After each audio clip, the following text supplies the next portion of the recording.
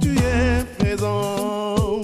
Saint-Esprit, envoyé par mon Seigneur pour me consoler. C'est toi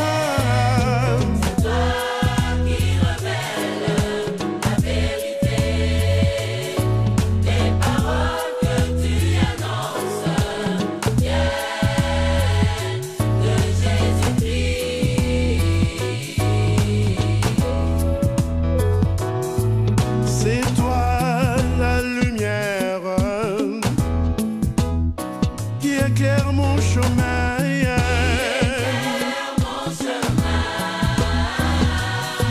C'est ta voix que j'entends, me fortifiant, me relevant.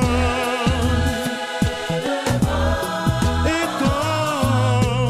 Quand je suis faible, tu pries pour moi par des soupirs inexprimables. Saint-Esprit de Dieu. Saint-Esprit, Saint-Esprit, déverse ta puissance sur nous. Étanche notre soif, en déversant ton onction.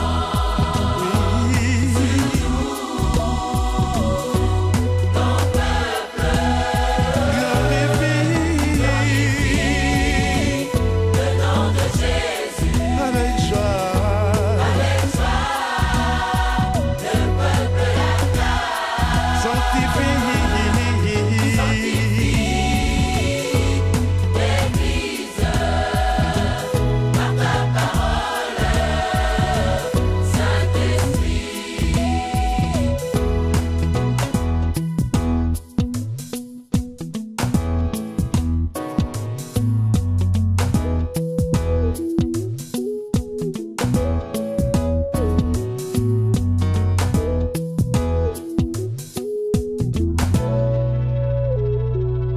T'as fait briller ta flamme le jour des Pentecôtes. Sur les disciples, tu y as versé tes dons merveilleux.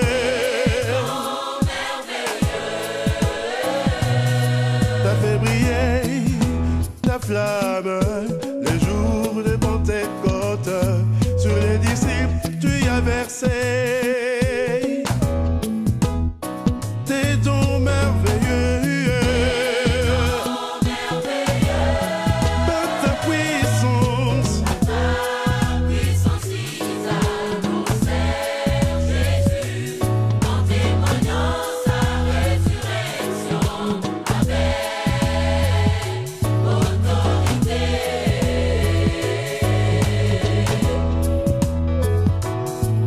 ta gloire tous les jours les accompagner.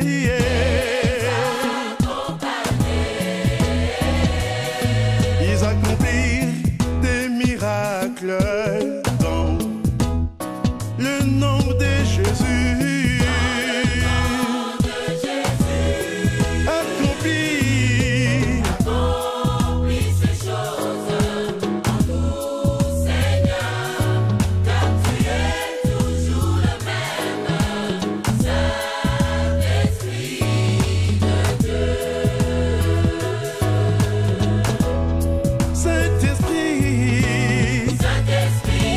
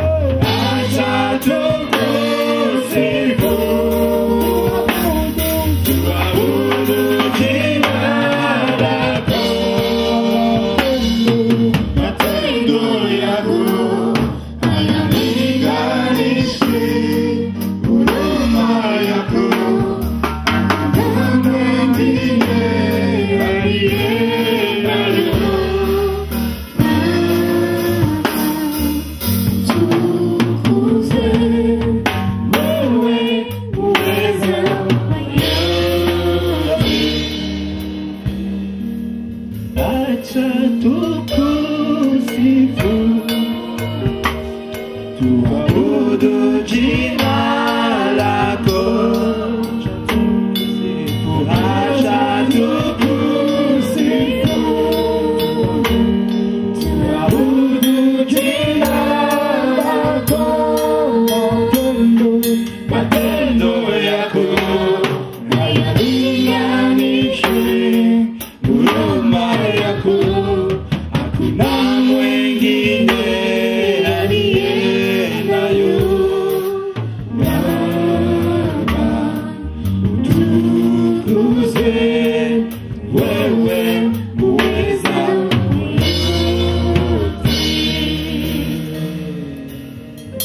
as we worship you. Let all the world come and see how the mercy we've received from you can set them free. As we worship you, let all the joy that fills our hearts bring a hunger and a hope to those who stray so far. As we worship you, as we bow in adoration and stand in reverent awe, let your majesty and glory, let your anointing flow. As we call your name, Lord Jesus, as the only name who saves, with the power of your salvation, fill each heart with praise. As we worship you, let all the nations hear our song, song of Jesus and his blood that proved his love for all. As we worship you, may all the lost and broken come, may the healed souls make first for as we bow in adoration and stand in reverence, show your majesty and glory, show anointing as we declare, as we bring on the name of Jesus, as the only name we sing, may the power of your salvation fill each heart with praise.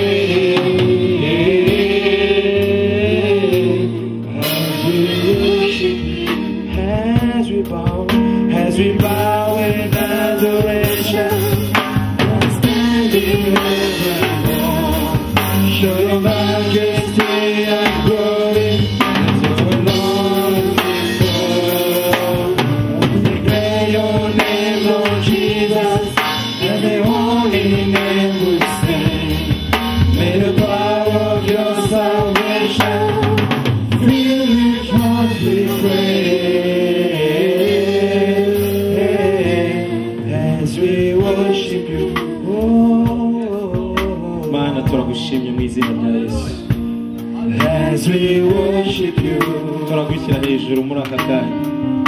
Seigneur, nous te bénissons dans les saints noms de Jésus. Nous élevons ton nom, Seigneur. Nous bénissons ta présence en ce lieu. Nous bénissons ta présence en ce lieu, Seigneur. Et là où tu es, Seigneur, il n'y a point de ténèbres. Nous t'invitons afin que tu puisses être au milieu de nous. Et nous terminons, Seigneur, en clamant très fort.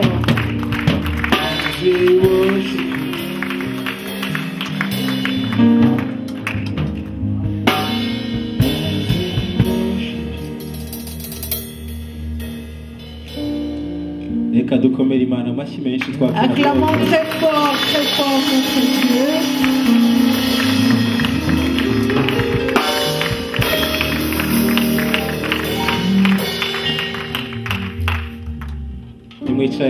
Vous pouvez vous asseoir et sentez-vous à l'aise.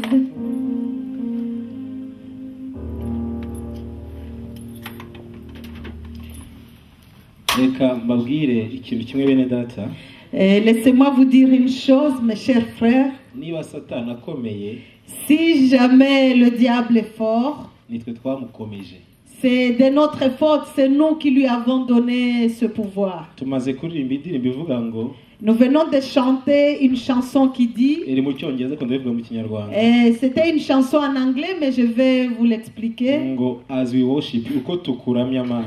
Et de la même manière que nous t'adorons, Seigneur, Ngo reka isi yose que la terre entière kamensi izirebe vienne et voie uburyo imbabazi twakwakiriye zishobora, uburyo imbabazi twakiriye tuzikuvanyeho zishobora kubabohora. la façon que la grâce que nous avons reçue en te recevant peut les délivrer. Arongera avuga ngo kandi tukikuramya, Et pendant que nous t'adorons encore, ngo Seigneur, reka uyu munezero, let all this joy that fills our hearts bring a hunger and a hope to those who stray so far.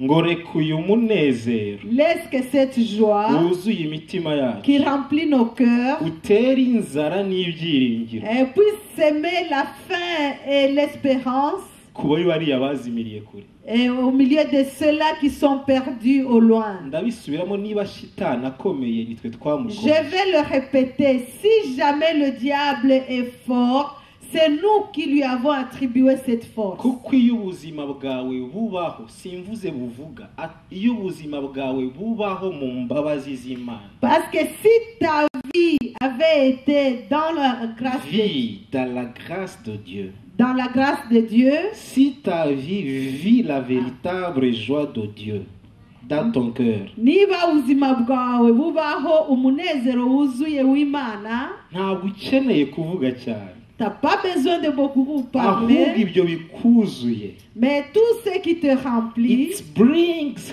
hunger and hope, bizana inzara n'ibyiringiro. apporte, Vas-y, amène la faim, la soif, l'espérance à ceux-là qui sont perdus. As we worship you, let all the world come and see how the mercy we receive from you can set them free.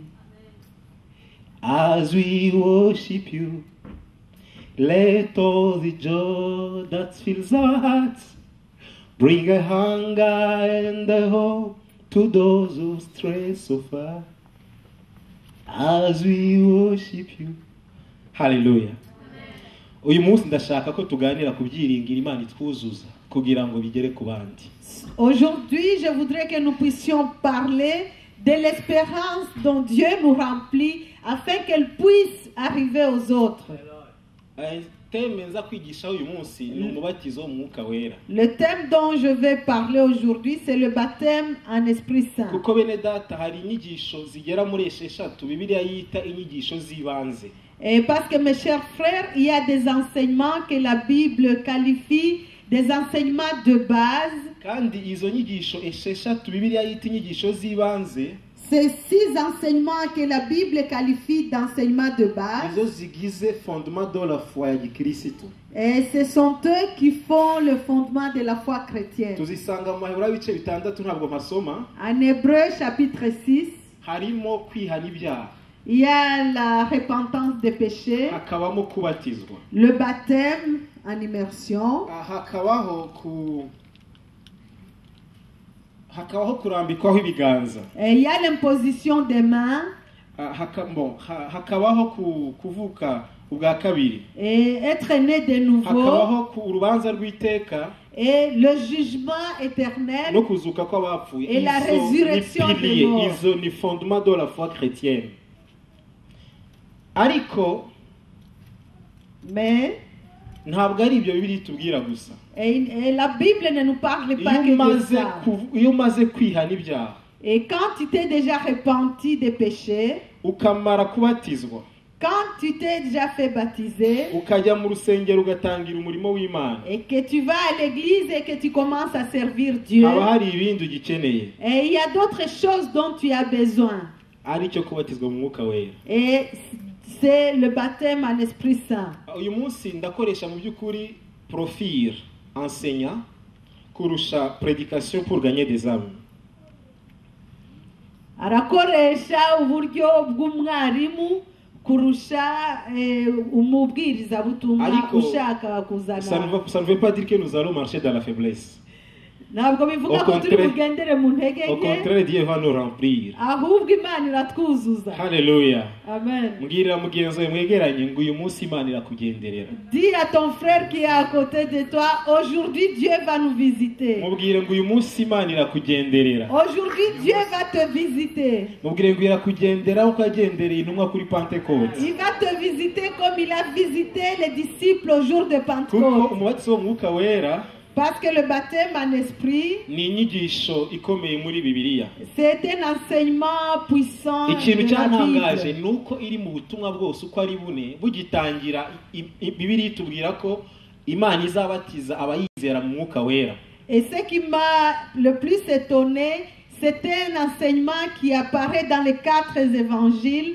Dieu dit qu'à chaque fois, il baptisera les gens en esprit. Abasoma Bibiliya muzi ko amavanjiri atatu ya mbere bayita synoptique, ubutumwa bwa Matayo n'ubwa Mariko n'ubwa Luka kuko burasa. Et les 3 premiers évangiles se ressemblent et on les appelle synoptiques. Iya kane ya Yohana ntabwo isa nabwo. Et le 4e, celui des Jean, ne ressemble pas aux 3 premiers. Ariko igitangaje ku mubatizo w'umwuka wera Bibiliya uvuga mu butumwa bwose uko ari bune. Mais ce qui est surprenant, c'est que le baptême en esprit, Dieu en parle dans tous les 4 évangiles. Ku giti cyanjye Sur mon propre compte. numva bishatse kutubwira ko ari ubutumwa tutagwiye kwibagirwa.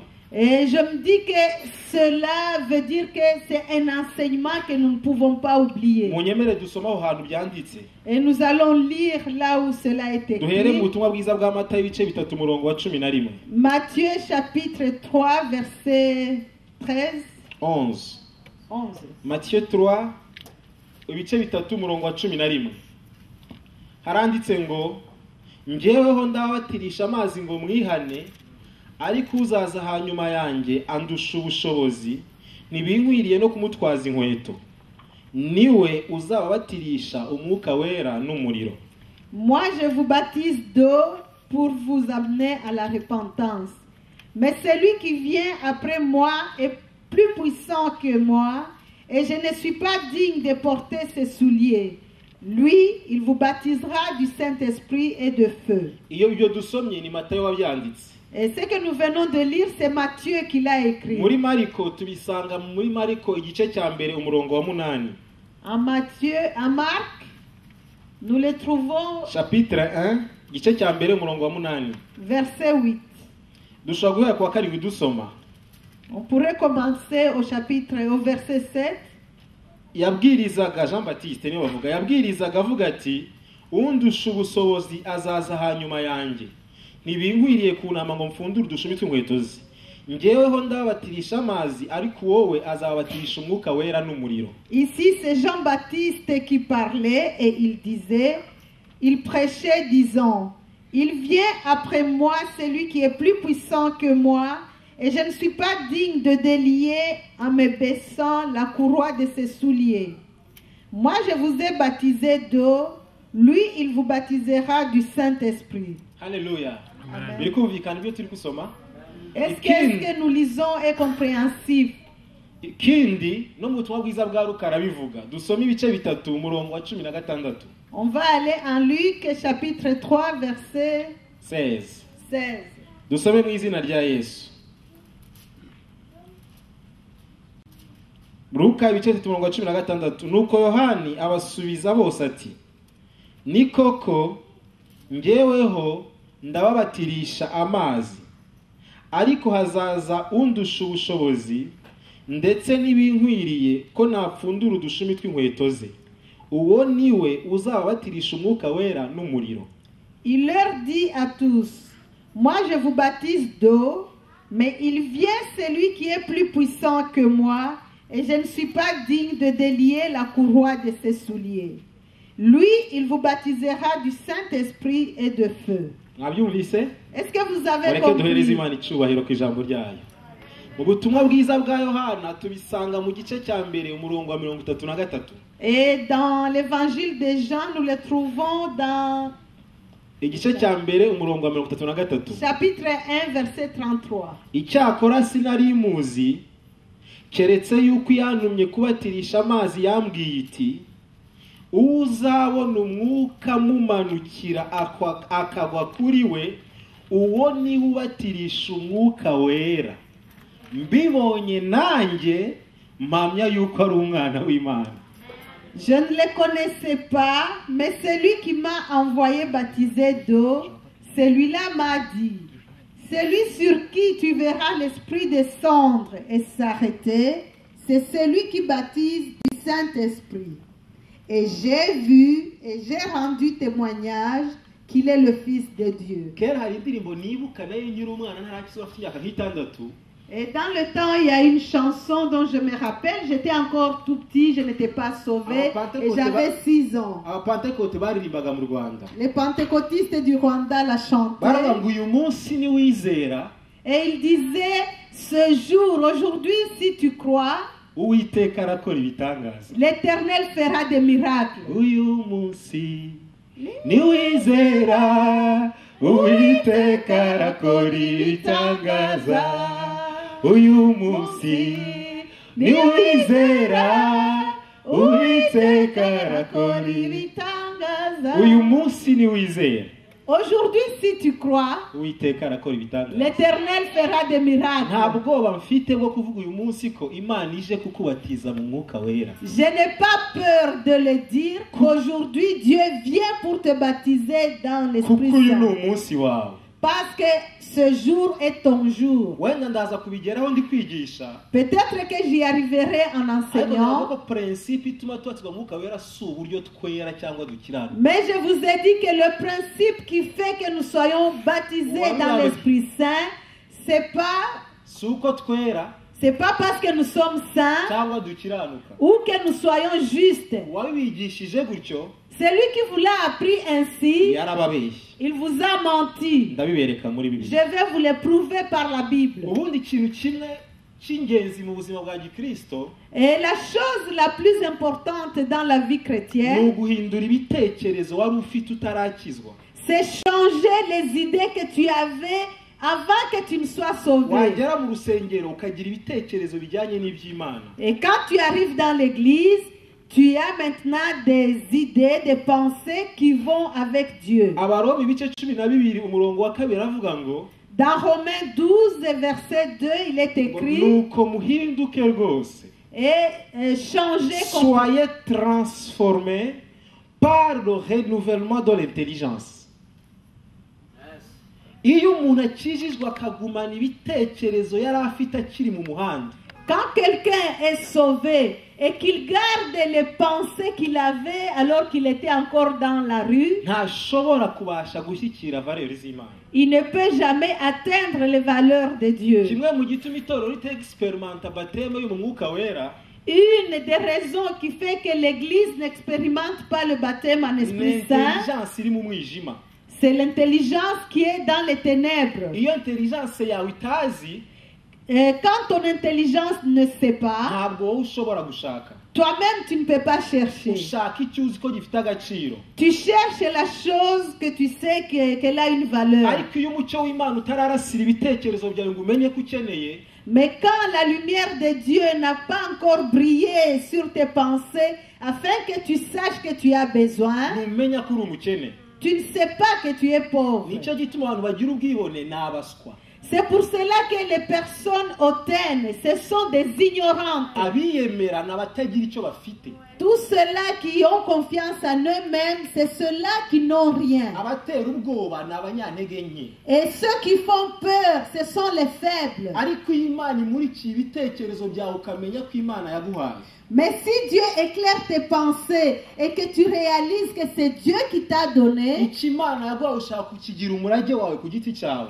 ce que Dieu t'a t'a donné, tu peux en faire ton héritage sur byanze ton propre bikunze rero compte. umutima wawe utangira kugishakisha. Et alors que tu le veuilles ou pas, ton cœur commence à rechercher cette chose. Ndasoma ibintu byinshi byanditswe kugira ngo mbashe kubisobanura, Je vais lire beaucoup d'écritures afin que je puisse les expliquer. kandi niseguye ko nza gukoresha profili ya enseignant, sibyo? Et au début, je vous ai dit qu'aujourd'hui, je prendrai le profil d'un enseignant. Ikintu dukeneye bwa mbere nk'itorero, La première chose dont nous avons besoin en tant qu'Église, c'est de comprendre le sacrifice de Jésus sur la croix. ni ugusobanukirwa igitambo cya Yesu ku musaraba. Yesu biriya bintu yakoze ku musaraba bihishemo ubutunzi buteye ubwoba. Jésus, ce qu'il a fait sur la croix, cache une richesse formidable. Abaefeso ibice bibiri hatubwira icyo agakiza katuzaniye n'imiterere yako. Éphésiens 2 Chapitre 2 hatubwira uki agakiza katuzaniye n'imiterere yako gakiza. nous dit ce que le salut nous a apporté et La nature et sa et nature. sa nature. Bavuga ngo namwe mwari mupfuye muzize ibyaha byanyu. Vous aussi, vous étiez morts à cause de vos péchés. Ibyo mwagenderagamo kera mukurikiza imigenzo y'isi, mukumvira umwami utegeka ikirere ariwo mukukorera mu batumvira Imana. Et les choses que vous recherchiez quand vous n'étiez pas encore sauvés et que vous suiviez le prince de ce monde. Ngo kandi natwe twahoze muri bo dukurikiza ibyo kamere yacu yifuza, tugakora ibyo kamere imitima yacu birarikira. Nous tous aussi, nous étions de leur nombre et nous vivions autrefois selon les convoitises de notre chair, accomplissant les volontés de la chair et de nos pensées, et nous étions par nature des enfants de colère comme les autres. Mwabyumvise? Est-ce que vous avez compris? Ukuri bitwa ku murongo wa 4. Et ce que nous dit la Bible au Ngo verset ariko 4, kuko Imana ari umutunzi w'imbabazi nyinshi, mais Dieu qui est riche en miséricorde, bitewe n'urukundo rwinshi yadukunze, à cause du grand amour dont il nous a aimés, yaduhinduranye bazima na Kristo. nous qui étions morts par nos offenses, nous a rendus à la vie avec Christ. Gukizwa nta ruhare twabigizemo. Par grâce que vous êtes sauvés. Imana yadusabye kubyizera gusa. Dieu nous a demandé seulement d'y croire. Yesu akubitwa akambika ubusa ntitwari turi kumwe nawe. Pendant que Jésus était fouetté et qu'il a été déshabillé, nous n'étions pas avec lui. Nicyo gitumye twirata mu gakiza n'ubuntu. C'est pour cela que ce dont nous nous vantons dans le salut, c'est la grâce. Kuko ni ibintu Yesu yakoze arabyuzuza, arangije abiduha byuzuye. C'est des choses que Jésus a faites et qu'il a accomplies.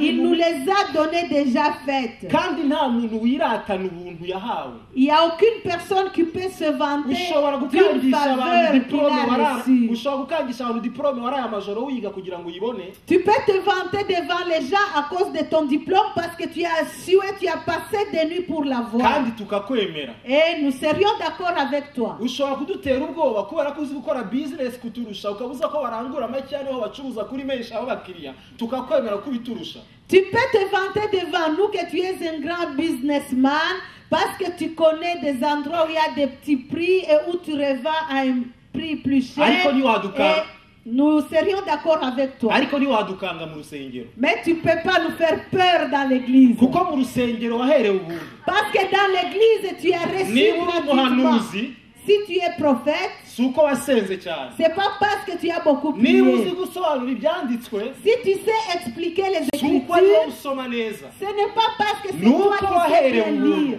C'est parce que tu as Ntabwo ubuntu reçu bujya gratuitement. bwiratwa. Personne ne peut se vanter Ubuntu d'une ahubwo chose butera gratuite. guca bugufi. Une faveur fait qu'on se rabaisse, on s'humilie. Bene data, ikintu tutakimenya ntabwo Imana izigera idukoresha. Mes chers frères, si nous ne comprenons pas cette chose, Dieu ne nous utilisera jamais. Rero hari ibintu bitatu biri mu rupfu rwa Yesu ushaka kuvugaho. Il y a trois choses comprises dans la mort de Jésus dont je voudrais parler. Ariko si mu rupfu rwe ahubwo ni mu buzima bwe. Et ce n'est pas dans sa mort, mais plutôt dans sa vie. Icya mbere ni urupfu rwe. La première chose, c'est sa mort. Urupfu rwa Yesu Kristo rwatumye ibyaha byacu bibabarirwa.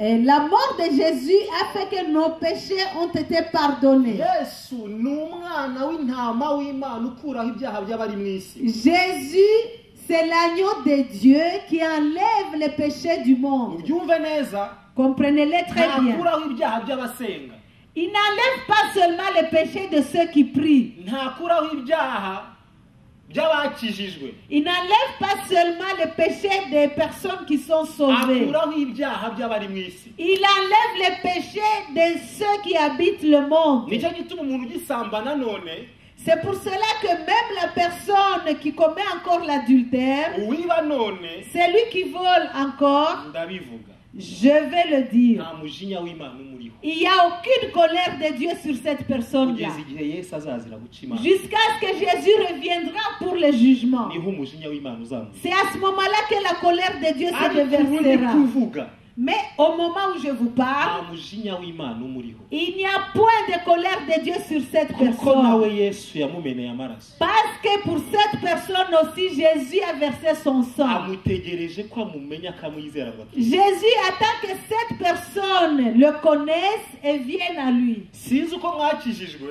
Moi, je ne connais pas votre ariko cheminement njyewe dans la icyo foi, nzi cyo mais la chose que je connais, ni uko igihe nari ntarakizwa c'est que quand je n'étais pas encore sauvé, agakiza kabagaho.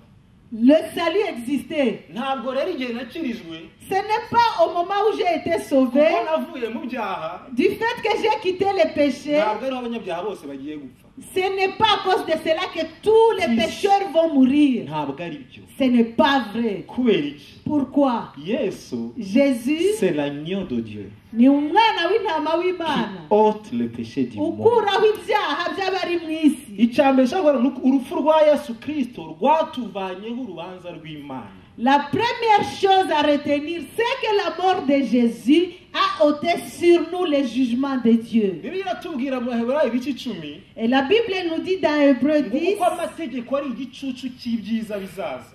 parce que La loi est l'ombre de l'espérance à venir. ngo ntabwo ashobora gutunganya abatamba ibitambo il ne peut pas seulement sanctifier ceux qui offrent des offrandes bakoresheje amatungo bahora bica buri mwaka, pendant qu'ils utilisent les sacrifices. les sacrifices de leur bétail qu'ils donnent chaque année. ngo nicyo cyatumye umunsi Yesu Kristo yaje mu isi. C'est pour cela que le jour que Jésus est venu dans le monde, Bibiliya itubwira ibintu Yesu yavuze ari mu isi, ikatubwira n'ibyo yavuze mbere y'uko amanuka mu ijuru. la Bible nous parle des choses que Jésus a dites quand ngo il était Yesu sur la terre et yarahindukiye quand il était encore au ciel. gusindira Imana. ngo Yesu yarahindukiye areba Imana, Jésus s'est retourné et a regardé ngo Dieu. arabibwira ngo Mana, Et il lui a dit, Dieu, ngo ibitambo n'amaturo ntiwabishimye, les sacrifices et les offrandes, tu ne les as ngo ibitambo pas agréés. byokeje ntiwabyishimiye, Les offrandes brûlées, tu ne les as pas. ahubwo wanteguriye umubiri, What? wanteguriye umutima, prepare encore. kuko icyo gihe Yesu ari mu ijuru yari ataraba umubiri. Pendant que Jésus était encore au ciel, il n'avait pas de corps. Bibiliya iratubwira ngo il était le mystère caché, yari ubwiru bw'Imana. ngo ariko igihe kigeze abwira Imana ati Imana, muri plan de rédemption ufite, Mais au moment opportun, le moment arrivé, il a dit à Dieu, dans ton plan de rédemption, ntabwo biriya byose wabishimye.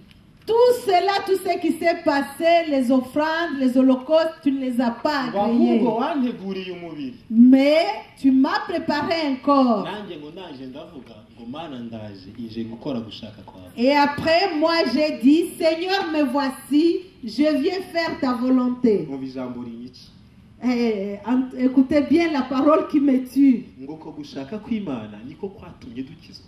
C'est la volonté de Dieu qui a fait que nous avons été sauvés. icya mbere tugomba kumenya ni iki? La première chose que nous devons retenir, nuko c'est nta quoi? cyaha C'est qu'il n'y a, kirusha imbaraga Yesu, il n'y a aucun péché qui est au-dessus de la puissance de Jésus. ariko wowe kikurusha imbaraga. Mais toi, le péché est plus fort que toi. niyo icyaha nikikuboha, C'est pour cela que si un péché te lie, ntukirukane abadayimoni, ne chasse pas les démons. jya ubwira uti Imana ni wowe wera, Dis à Dieu, oh Seigneur, c'est toi le Saint. nunyuzura nanjye ndera, Si tu me remplis, moi aussi je serai saint. nunyuzura ndarabagirana nk'uko wera. Si tu me remplis, je vais briller comme tu es saint. muzarebe impamvu abantu bamwe batabohoka, Et regardez bien pourquoi certaines personnes ne sont pas déliées. ntibashaka kwafronta iyo stati babwira ko ari abanyabyaha.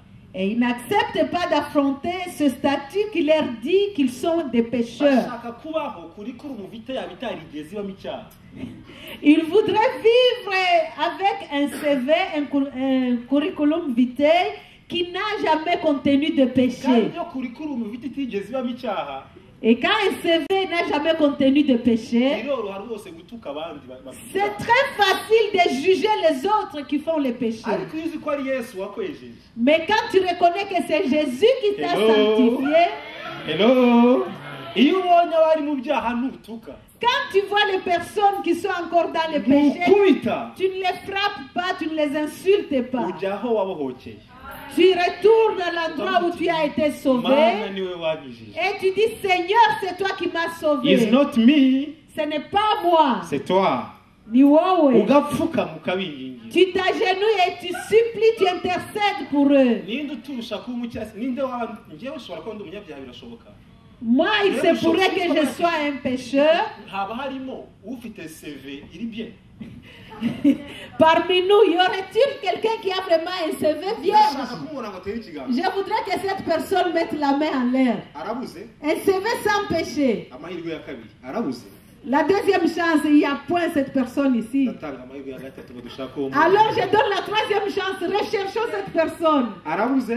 Elle n'est point ici. Oya ntabwo ari ntabwo ni yindi teme ariko umuntu avukira mu byaha. So icyo nuko ategeka kwicisha umuntu avukira mu byaha. Icyo ushaka kuba rero uhereye none. Même le petit béni qu'on nous disait là, non, on ne va pas en parler aujourd'hui, mais toute personne née dans le péché. Nuko atari teme ariko avukira mu byaha sibyo nigisha je m'excuse. Rero uhereye none À partir d'aujourd'hui, ntukadutera ubwoba. ne nous fais pas peur, ne nous impressionne pas. Icya kabiri kiri mu buzima bwa Yesu La deuxième chose contenue dans la vie de ni Jésus, umuzuko we. c'est sa résurrection.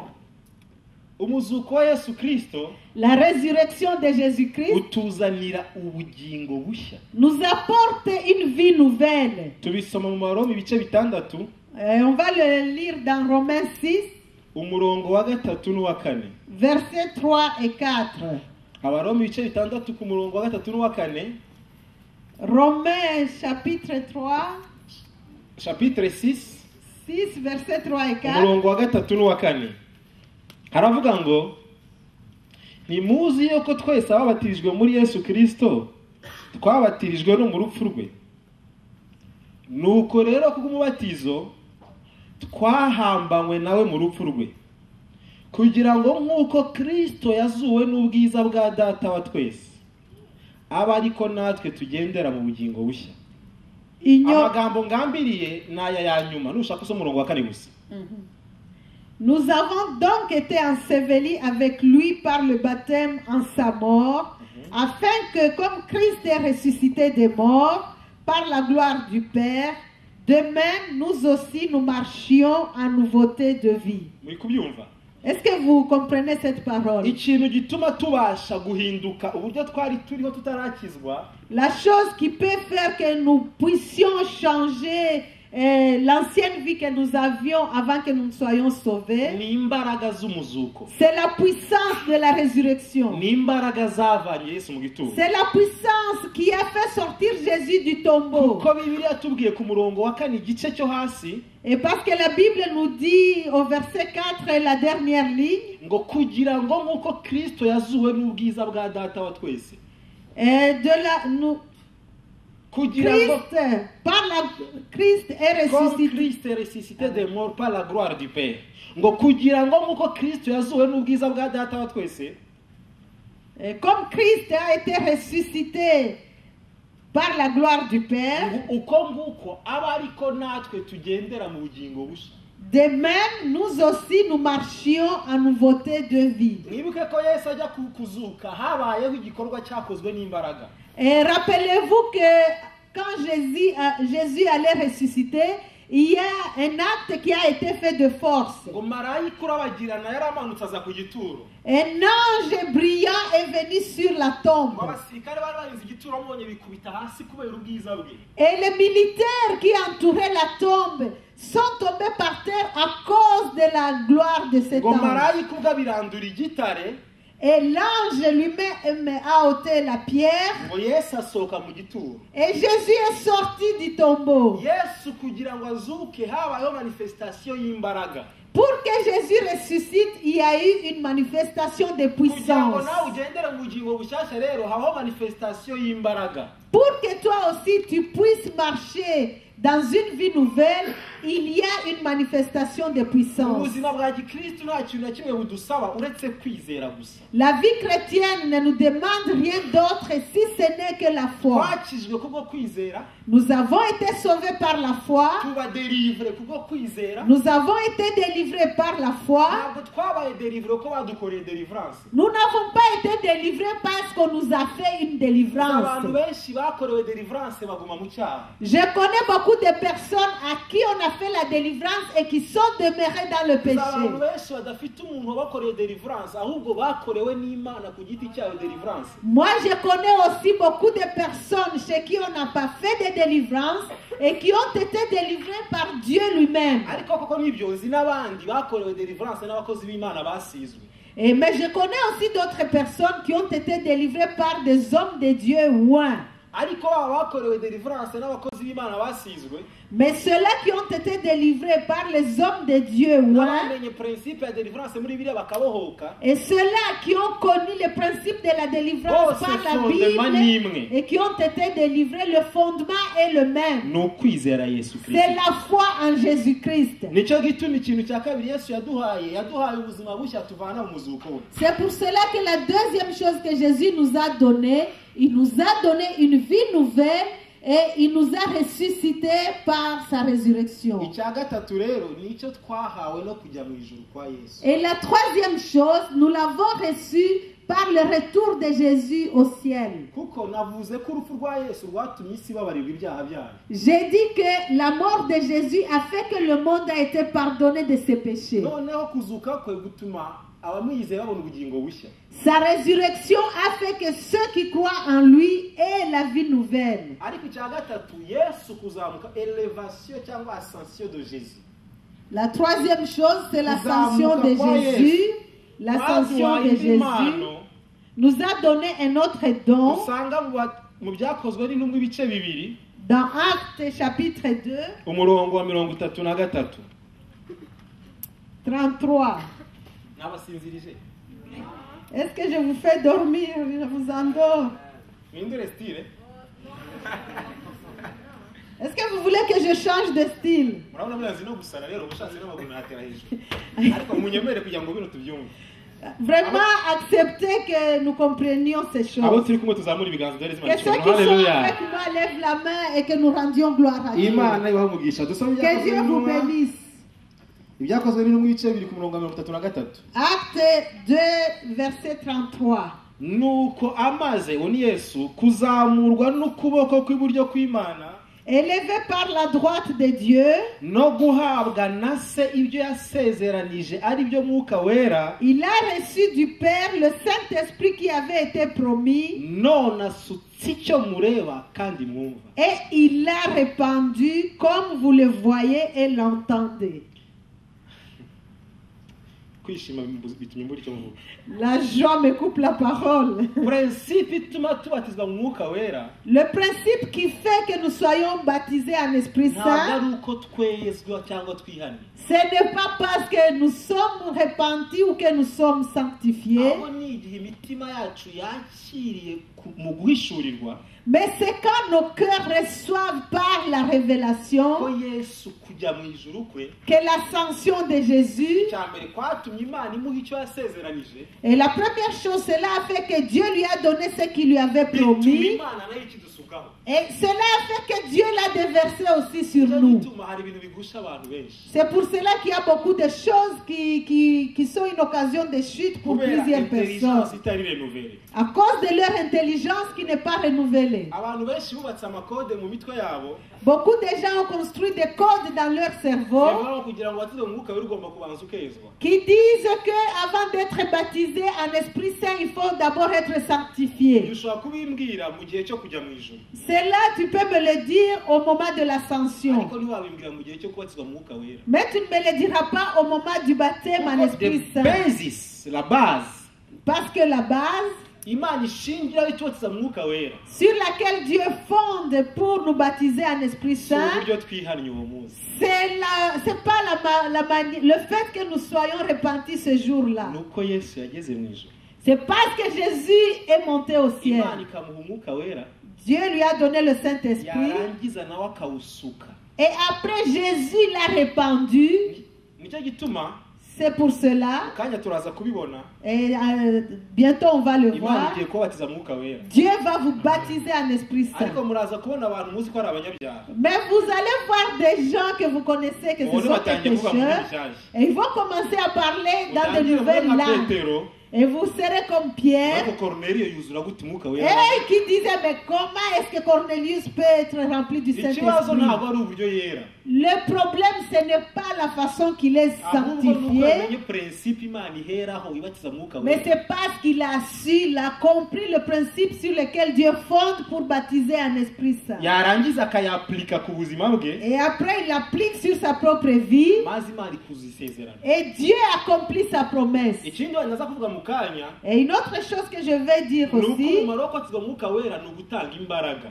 c'est que l'importance d'être baptisé dans l'Esprit Saint, c'est de recevoir une puissance. Jewe uko mbyumva Moi, la manière que je le ni comprends, umuntu uhabwa imbaraga ari umunyantege nke. moi je comprends qu'une personne qui a besoin de puissance, c'est un faible. Wowe rero wavuye mu rugo washwanye n'umugabo cyangwa n'umugore. Et toi qui es venu de la maison après t'être disputé avec ton mari ou Wowe ta uri femme, gukangisha uko uteye kandi uteye nabi. et toi qui impressionnes encore les gens avec tes façons alors qu'elles ne sont pas bonnes, Ni wowe uyu munsi ugenewe umwuka wera. c'est à toi qu'aujourd'hui est Oh, destiné le hallelujah! Saint-Esprit. Semeni tena hallelujah! Amen. Kuko umwuka wera azana imbaraga aho zitari. Parce que le Saint-Esprit apporte la puissance là où elle n'est pas. Niba wowe ufite imbaraga udakeneye umwuka wera, Si toi tu as déjà une puissance et que tu n'as pas besoin du Saint-Esprit, uduhe faveri yo kudusengera. donne-nous cette faveur, intercède pour nous. Ariko wowe waje ufite intege nkeya, Mais toi qui es venu ici avec ta ndagira faiblesse, muhereze Imana icyubahiro. je voudrais que tu puisses donner la gloire à Ubwire Imana uti Dieu. Imana iryo sezerano ni iryanjye uyu Et munsi. dis à Dieu, Seigneur, que cette promesse s'accomplisse pour moi. Ndagira ngo aujourd'hui. mbwire mugenzi wawe wicaye iburyo bwawe n'ibumoso bwawe. Je voudrais que tu dises à la personne qui est assise à ta droite ou Ngo à ta niba uri gauche, umuzayifu, et si tu es faible, ngo iryo sezerano ni iryawe uyu munsi. cette promesse est la tienne aujourd'hui. Bimubwire mbyumva ngo niba uri umunyantege nke iryo Si sezerano tu ni es iryawe. faible, cette promesse est la tienne aujourd'hui. Ndashaka kubanza kumena iyo tension dufite mu mitwe yacu. Je voudrais d'abord commencer par casser cette tension qui Nyuma est yaho dans nos têtes. turaguruka. Et après, Turaguruka. Mbwira mwese ngo we gonna fly. Mbwira ngo we gonna fly again. Mbwira ngo nous allons voler. nous allons Bibiliya faire- ngo abategereza Uwiteka bazasubizwamo imbaraga nshyashya nk'ikizu. La Bible nous dit que ceux qui espèrent en l'Éternel, ils seront renouvelés dans leur force. Let the weak say I'm strong. Hey! Hallelujah! Ndashaka kuvuga ibintu bitatu rero. Je voudrais parler de trois choses. Icya mbere ni inzira yo kubatizwa mu mwuka wera. La première chose, c'est le chemin vers le baptême en Esprit Saint. Ndabyigisha ko muri Bibiliya birimo. Je vais vous l'enseigner parce que ça se trouve dans la Bible. Nabiteguye muri karine yanjye ndabisurinya. Je l'ai préparé dans mon carnet, je l'ai Kandi njye souligné. narabyaplitse bimbaho. Et moi, je l'ai appliqué, cela s'est Nawe accompli nubyaplika sur moi. birakubaho. Et toi, aujourd'hui, si tu te l'appliques, cela va s'accomplir sur toi. Icya mbere rero mvugaho ni inzira yo kubatizwa mu mwuka wera. La première chose, c'est le chemin vers le baptême dans l'Esprit icya Saint. kabiri mvugaho ni akamaro ko kubatizwa mu mwuka La wera. deuxième chose, c'est l'importance d'être baptisé en icya Esprit gatatu Saint. ni physical ni manifestation physique zo kubatizwa mu mwuka wera. La troisième chose, ce sont les manifestations physiques du baptême en Esprit kuko izi Saint. ngizi ziri polemique ziri compromis abantu ntibazumva kimwe. Et plusieurs personnes ne le comprennent pas de la même manière. ariko ndabisobanura kuri base y'ibyanditswe. Mais moi, je vous expliquerai sur des bases bibliques. inzira y'abakozwa mu mwuka wera tuyisanga mu byakozwe n'intumwa ibice bibiri umurongo wa mbere kugeza ku wa kane. Nous allons lire dans Actes inzira yo kubatizwa mu mwuka wera, le chemin dans le baptême de l'Esprit Saint. le chemin du baptême, Le chemin du baptême de l'Esprit Saint, tuyisanga mu byakozwe n'intumwa nous le trouvons dans les Actes des Apôtres, ibice bibiri chapitre 2, kugeza ku murongo wa kane. 1 à 4. Igice cya mbere ku murongo ibice bibiri umurongo wa mbere kugeza ku wa kane. Voilà. Aya magambo ngiye nyazi mu mutwe kuyasoma kenshi. Ariko igihe Moi, je connais ces paroles à force de les lire et de les ariko relire. nafashe mu mutwe bitarambaho rero igitangaje. Mais ce qui étonne, c'est que je les ai retenus avant que cela ne umunsi s'accomplisse. wa sur moi. Pentecote usohoye, Les jours de la Pentecôte, ils étaient tous ensemble, bose bari hamwe mu mwanya umwe bahuje umutima. dans le même lieu. Nuko umuriro ubatungura uvuye mu ijuru umeze nk'umuyaga uhuha cyane. Tout à coup, il vint du ciel un bruit comme celui d'un vent impétueux, Ukwira inzu bari bicayemo. et il remplit toute la maison où ils étaient.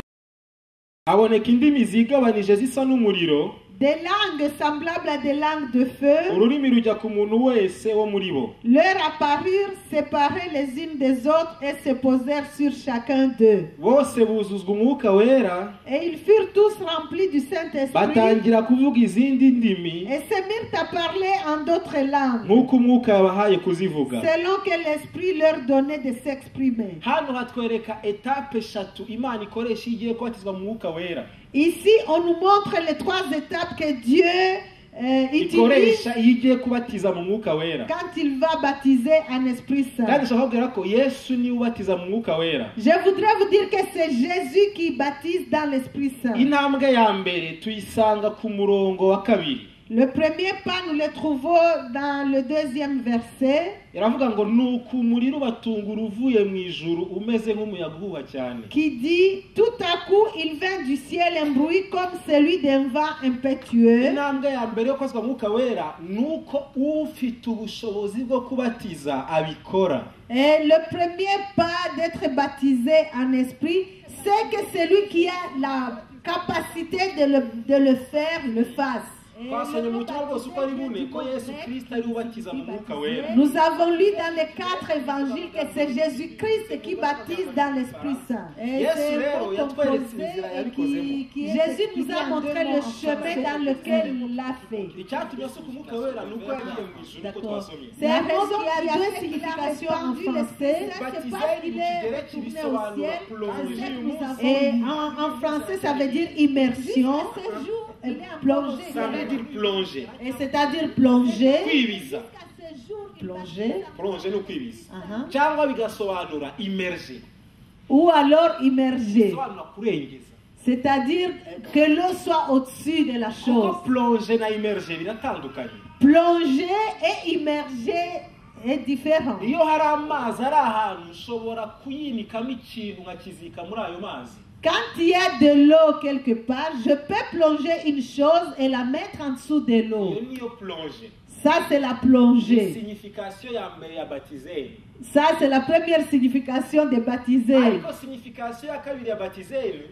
La deuxième signification de baptiser, Ntabwo mplonge. je ne plonge pas. Ahubwo icyo kintu nyigumisha ku musozi.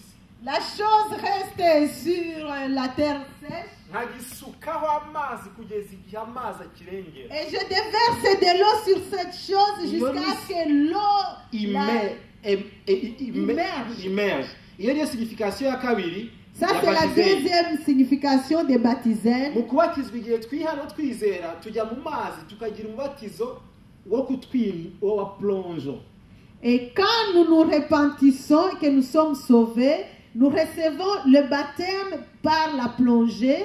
Ariko noneho umwuka wera ntabwo ari plonge ahubwo ni immersion. Mais quand on est baptisé en Esprit Saint, ce n'est pas le plongeon, mais c'est l'immersion. umwuka aturuka hejuru akatwuzura. Le Saint-Esprit vient d'en haut et se déverse sur nous jusqu'à nous submerger. Intambwe ya mbere yo kwazwa umwuka wera rero ni uko le baptisé le fasse. Et la première chose pour être baptisé en Ni Esprit ukubatiza Saint, bikora. c'est que le baptiseur déverse, c'est qu'il le fasse. Bwira mwene so ngo intambwe ya mbere ni ukubatiza bikora. Et dis à ton voisin, la première chose, c'est que le baptiseur le fasse. Mubwire ngo kandi aracyabikora. Et il le fait encore, il le Mubwire fait ngo n'uyu toujours. munsi agiye kongera kuri. Et aujourd'hui, il va le faire encore. Murakoze Imana ibamwishyaka mwikomera Merci amashyi et menshi cyane. que Dieu vous bénisse, acclamez pour vous-même. Impamvu ndi kubivuga bino Et la raison qui me pousse à vous dire ni uko hari ceci, inyigisho nyinshi z'amatorero atandukanye zivuga ko kubatizwa bishobora kwigwa. et c'est parce qu'il y a dans plusieurs églises des Merci. enseignements qui disent que pour être baptisé en Esprit Saint, il faut suivre des Nta cours. kintu gitangwa n'Imana na kimwe kigwa. Il n'y a aucune chose reçue de Dieu pour laquelle il faille faire des cours. Nigeze kujya mu Faire des cours. nigeze kujya mu rusengero rumwe J'ai été un jour dans une église. nsanga umupasiteri yigishije teme nk'iyi ngiyi nigishije uyu Le munsi. pasteur enseignait sur le même thème que moi Abwira Kristo aujourd'hui. ngo ngiye kubisha vuba mu ndimi nshyashya. Et il a dit aux gens, je vais vous apprendre à parler dans les nouvelles Ati langues. nimuvuge muti ra. Et dites là. Bose bati ra. Et tout le monde a dit ra. Ati nimuvuge muti baba. Et dites baba. Bose bati baba. Et tout le monde a répété baba. Ati nimuvuge muti sha. Et dites chat. Bose bati sha. Ati nimufatanye. Ok, maintenant faites une Ati ibyo liaison. byose mbagaye nimubifatanye. Et tout ce que je vous ai dit, faites-en un mot, une Muvuge muti liaison. ra baba sha. Rababasha. Bose bati ra baba sha. Et tout le monde a dit Ati noneho rababasha. nimubisubiremo kenshi Et mwuzure umwuka wera. répétez plusieurs fois et vous serez remplis de Nuko nari l'Esprit Saint. kwigisha kuri demonologie. C'est parce que je ne vous donne pas un cours Ariko sur la ndavuga démonologie, akantu gato cyane. mais je vous dirai quand même un mot. Iyo pratique Cette pratique-là, l'introduction à la sorcellerie. c'est une introduction à la C'est sorcellerie, l'introduction à l'occultisme. aux sciences occultes.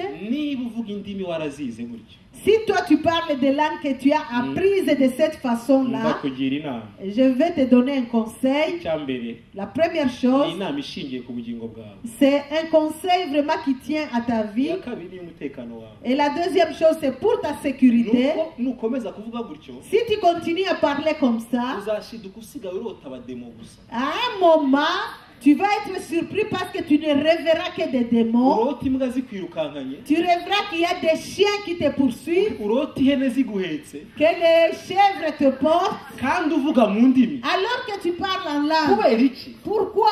Tu es initié à l'occultisme et à la sorcellerie sans le savoir. Wamaze kwigishwa ibintu bijyanye n'occultisme kandi utabizi. Nicyo gituma abakozi b'Imana benshi Et c'est pour cela que plusieurs serviteurs de bashyira Dieu, imbaraga mu kurwanya abadayimoni ils mettent beaucoup de puissance pour lutter contre les aho démons. gushaka ubwiza bw'Imana. Au lieu de chercher la gloire de Wowe Dieu. nta n'umudayimoni n'umwe wabasha. Toi, tu ne peux même pas chasser un seul démon. Abadayimoni bafite experience y'imyaka ibihumbi bine babeshya abantu. Et les démons ont une expérience de 6000 ans en train de tromper les gens. Abademo babeshye Dawidi arasambana. Ils ont trompé David, il a commis Satani l'adultère. yatinye na Yesu. Satan n'a même pas eu peur de Nawe Jésus. ntazagutinya. Et toi, il n'aura pas peur Imbaraga de zawe toi. rero si ukumuhora inyuma umurya runono ngo kubita garande pu pu pu. Imbaraga zawe nuko Yesu azatura muri wowe. Ta force, ce n'est pas tout le temps de le frapper, de le chasser. Ta force, c'est que Jésus habite en Kugira toi. ngo mubohoke. Moi, ça ne me dit rien. Je vais vous le dire afin que vous soyez libérés. Muzasarura icyo mwabize. Si vous ne le faites pas, vous récolterez ce que vous avez sémé. Guturwamo n'umwuka w'Imana. Être habité par l'Esprit de Dieu, Izo mbaraga zinesha shitani c'est zose. la seule puissance qui anéantit Satan. Icya kabiri. La deuxième chose, Icya kabiri cyabayeho mu kubatizwa umwuka wera biratubwira ku murongo wa gatatu. au verset 3, Ngo haboneka indimi zigabanije zisa n'umuriro. des langues semblables à des langues de feu Ngo ururimi rujya ku muntu wese wo muri bo. leur apparurent séparées les unes des autres et se Bose. posèrent sur chacun Bose d'eux. buzuzwa umwuka wera. Et ils furent tous remplis du Saint-Esprit. Ibi ngibi ndabivanamo interuro imwe. Je vais faire de tout ça un thème. Intambwe yakozwe mu mwuka wera Et le deuxième pas d'être baptisé en Esprit Saint, buri wese yuzura ku giti cye chacun est rempli sur son propre compte, chacun pour soi donc, individuellement. individuellement. Biravuga ngo nuko indimi zimeze nk'umuriro ziraboneka. La Bible nous dit que des langues comme des langues de feu apparurent. ngo zirangije zirigabanya ngo ururimi rujya ku muntu wese Et chaque langue s'est posée sur chaque personne. ngo buzura umwuka wera bose none. Et ils furent tous alors remplis du Ibi Saint-Esprit. nibyo bita mu cyongereza personal infilling. C'est le remplissement individuel. Nukuzuzwa umuntu ku giti cye. ngewe nshobora kuvuga ko uwo ururimi rw'umuriro rutagiyeho atabatijwe mu mwuka wera. Moi, je pourrais donc dire que la personne sur laquelle une langue de feu ne s'est pas posée n'a pas été baptisée en Esprit ngewe cyo Saint. kandi tujya gusengera kwazwa mu mwuka wera C'est pour cela que dans un instant, quand nous allons prier pour le baptême en ntimwite kuba Esprit, guturiye ne te tracasse pas pour ceux qui sont autour de toi. tanga amaso batiza. Et toi, regarde, tourne ton regard vers celui qui baptise. muvuga uti uri mu ijuru ndabizi Dis-lui, je sais que tu es au ciel. mbatiza none. Baptise-moi niyo maintenant. wumva udatangira kuvuga mu ndimi nshyashya wirangara. Et si tu entends ton voisin commencer à parler dans les nouvelles langues, ne sois pas distrait. ntabwo natangiye kubayobora kandi mu kubatsi wa mwuka wera ubu bituma mbatiza. Et tu vas continuer à dire, Seigneur, kubera ko baptise-moi. kubatizwa ni personal infilling. Parce que le baptême est individuel. C'est le remplissement individuel. C'est le remplissement individuel. Haleluya. Amen. Intambwe ya kane ya gatatu yo kwazwa mwuka wera Le quatrième pas vers le Isanga baptême en umurongo wa Esprit kane. Saint, c'est au verset 4. ngo bose buzuzwa umwuka wera Et ils furent tous remplis du Saint-Esprit batangira kuvuga izindi ndimi et se mirent à parler en d'autres langues, nk'uko umwuka yabahaye kuzivuga. selon que l'Esprit leur donnait de s'exprimer.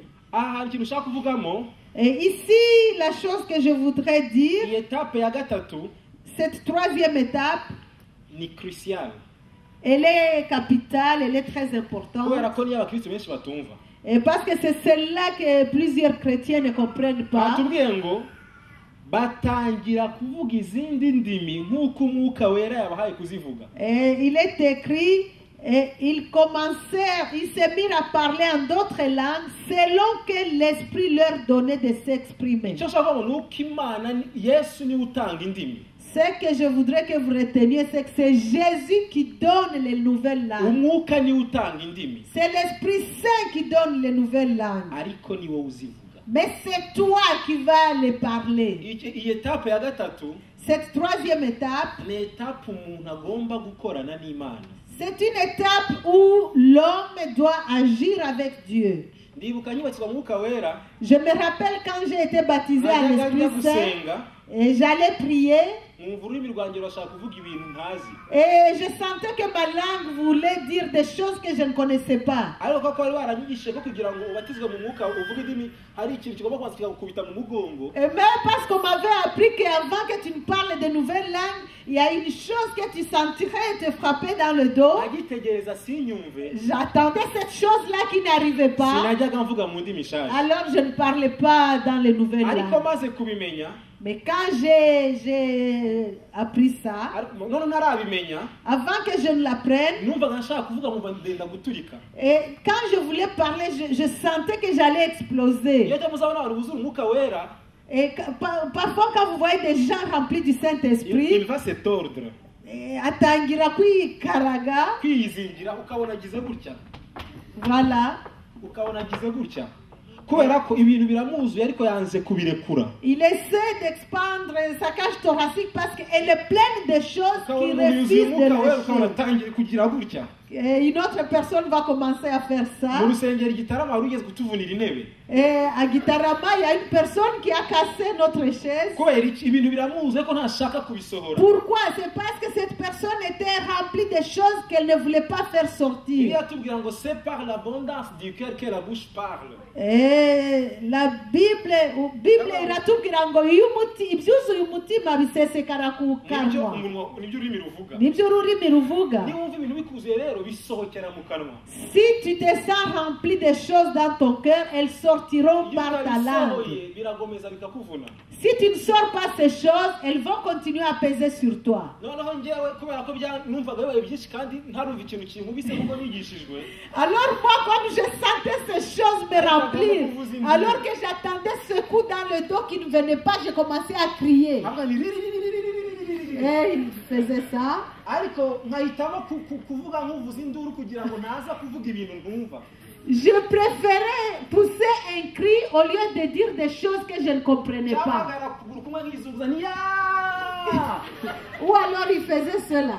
Kuko byari binyuzuye. Mais parce que ces choses étaient pleines en moi kubisohora. et que je refusais de les faire Nanga ko sortir, bigenda. et je refusais qu'elles sortent, Bikandemerera nkumva nuzuye ubukiri gitwa ahantu hose. elles étaient vraiment pleines en moi et Atangira gusakuza ni ya. je sentais des châtiments partout. Alors Umwana w'umukobwa ku je tournais rusengero gitaramo yuzuraga urusengero bitamuvagiraga muze yakugwiraga. et je me rappelle d'une fille à Gitarama qui était remplie du Iyo Saint-Esprit. yuzuraga umwuka Si tu ne quittais pas sur son chemin, elle tombait iyo sur yuzuraga toi. umwuka yafatiraga amaboko mu mugongo. Elle mettait les mains comme ça. Yamara akafatira mu mugongo akaducamo rero yiwe. Ukajya kubona arenze intebe imwe ku wa gatatu akagwa ku wa kane.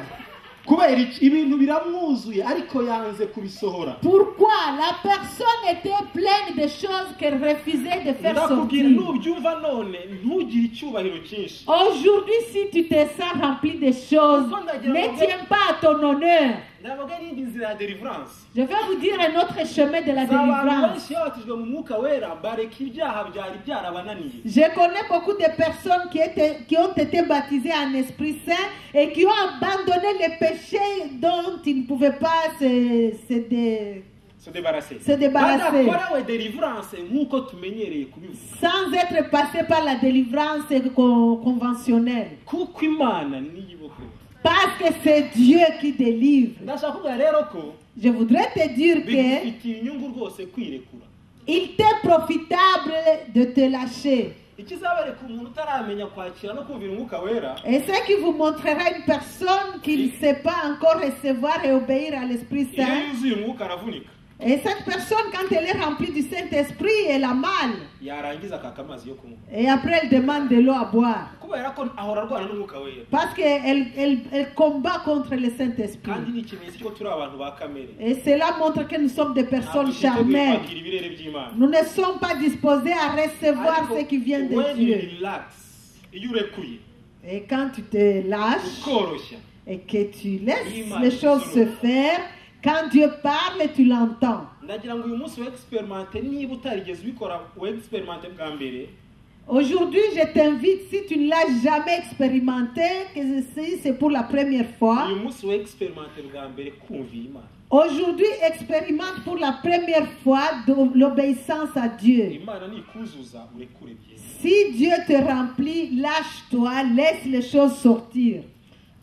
Rero ndashaka kuvuga ko kimwe mu bintu Satani akoresha rero kugira ngo abantu batavuga tuba mwuka wera. Et une chose que Satan utilise pour que les gens ne soient pas baptisés en Esprit Saint, Nuko iyo mwumvise indimi c'est que quand elles entendent, elles sentent les langues ku rurimi rwabo, sur leur langue, Satani arabongora akavuga ngo ariko ibyo bintu ugiye kuvuga si wowe ubyivugishije kwezi. Satan lui chuchote des choses et lui dit, est-ce que ces choses que tu veux dire, c'est pas toi qui les inventes? Ndagira ngo uyu munsi icyo gisubizo nkigusubize Satani. Je voudrais qu'aujourd'hui, je te donne une réponse pour Satan. Niba wumva iryo jwi umubwire ngo Si tu entends cette voix, dis-lui, ngo yego Satani oui Satan, ni njyewe ubyivugisha. c'est moi qui les invente. Umubwire uti ni njyewe ubyivugisha. Dis-lui, oui, c'est moi qui les Umubwire invente. uti Imana irabimpaye Et Dieu me les donne, nanjye ndabivuga. et moi je vais les dire. Kuko Bibiliya yatubwiye ngo Parce que la Bible nous ku dit, murongo wa 4 au verset 4, ngo batangira kuvuga izindi ndimi. ils se mirent à parler en d'autres langues. Mu yandi magambo nibo bavuga En d'autres mots, nk'uko umwuka yabahaye kuzivuga. selon que l'Esprit leur donnait de s'exprimer. En fait hari fonction ebyiri zitandukanye. Il y a deux fonctions différentes. Abutanga indimi n'uzivuga. Il y a le donneur de langue et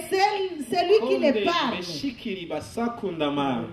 Ntabwo utanga indimi umutima ari we uzivuga Ce n'est pas le donneur de langue qui les parle. n'uzivuga si we uzitanga. Celui qui les parle, ce n'est pas celui qui les uyu donne. munsi rero uruzura umwuka wera kubera icyo kintu. Aujourd'hui, tu vas être rempli du Saint-Esprit à cause de cela. ni uko imana igiye gukora akazi kayo C'est que Dieu va faire son travail nawe ugakora et akazi. toi, tu vas faire le tien.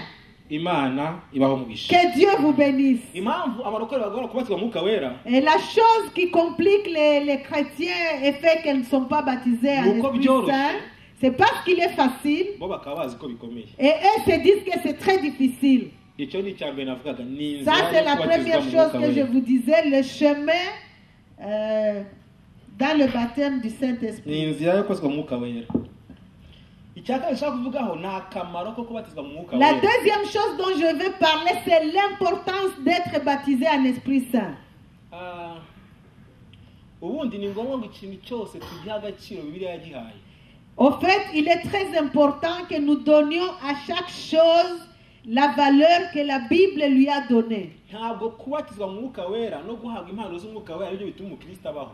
Être baptisé du Saint-Esprit et recevoir les dons de l'Esprit, ce n'est pas ça qui fait qu'un chrétien vit. bibiliya itubwira inshuro enye ko umukiranutsi abeshwaho no kwizera. La Bible nous dit 4 fois que le juste vivra par la foi. iyo utangiye gushaka kubaho kubera icyo warose Si tu veux commencer à vivre à cause de par ton rêve ukayoborwa n'icyo imana yakweretse mu mpano et que tu es conduit par ce que Dieu t'a donné dans les dons, uba uri hafi yo kugwa.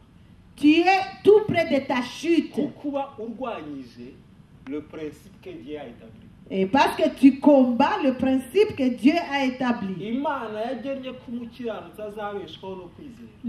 Dieu a établi que le juste vivra par la foi. dukizwa kubera ko imana hari icyo yatubwiye. Nous ne sommes pas sauvés parce qu'il y a quelque chose que Dieu nous a dit. dukizwa kubera yuko twizera.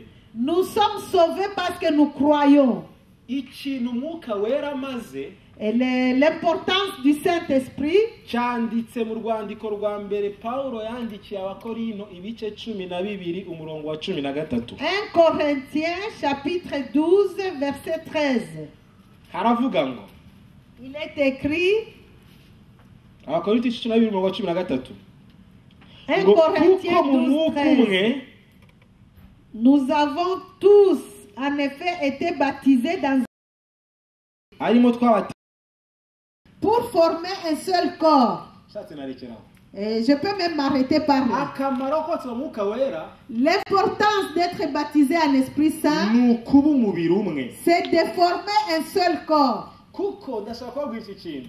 Et je voudrais vous dire cette chose. biragoye ko abantu bahawe uburere butandukanye bafite ibikomere bitandukanye bagize amateka atandukanye bahurira mu rusengero ngo bakorere hamwe. Il est très difficile que des personnes venant des origines différentes, qui ont reçu une éducation différente, qui ont un parcours de vie différent, des blessures différentes, se retrouvent à l'église et forment un seul corps. hariho abantu kubera uburere bahawe iwabo iyo bagezeho mu rugo bategereza abandi mbere yo kurya. Il y a des personnes, à cause de leur éducation, quand elles arrivent à la maison, elles attendent que tout le monde soit là pour se mettre à uwo ni table. umuco wo kurya w'iwanyu. Ça, c'est leur habitude pour manger, c'est abandi bafite l'éducation. umuco nkanjye mbana na petit frère ugeze mu rugo ahita arya. Et les autres qui sont comme moi, je vis avec mon petit frère, premier arrivé, premier qui mange. ntawe utegereza undi. Personne n'attend l'autre. hari igihe iyo mico itera ibibazo mu rusengero. Et parfois, ces habitudes-là naza posent problème nkahita à ndya l'église. nk'uko nabimenyereye iwanjye. Et j'arrive et je commence à manger le premier comme je suis habitué à le faire chez moi. nkakuremerera kuko iwanyu murindana. Et je commence vraiment à t'agacer parce que chez vous, vous attendez que tout le monde soit là. ariko nta cyaha kirimo. Mais il n'y a aucun péché ni iki là-dedans. itari imwe.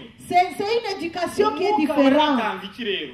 Que donne le Saint-Esprit azana alors? imbaraga kugira ngo nubwo dutandukanye tube umubiri umwe. Elle donne la force afin que même si nous sommes différents, nous formions un seul corps. ndabaha urugero. Je vais vous donner un iyo uhagaze exemple. hano ubwiriza Quand tu es ici et que tu prêches, abo uri kubwira et les gens à qui tu haba t'adresses, harimo abangana na so. et parfois au milieu d'eux, il y a des gens qui ont l'âge de ton harimo père. abakubyaye.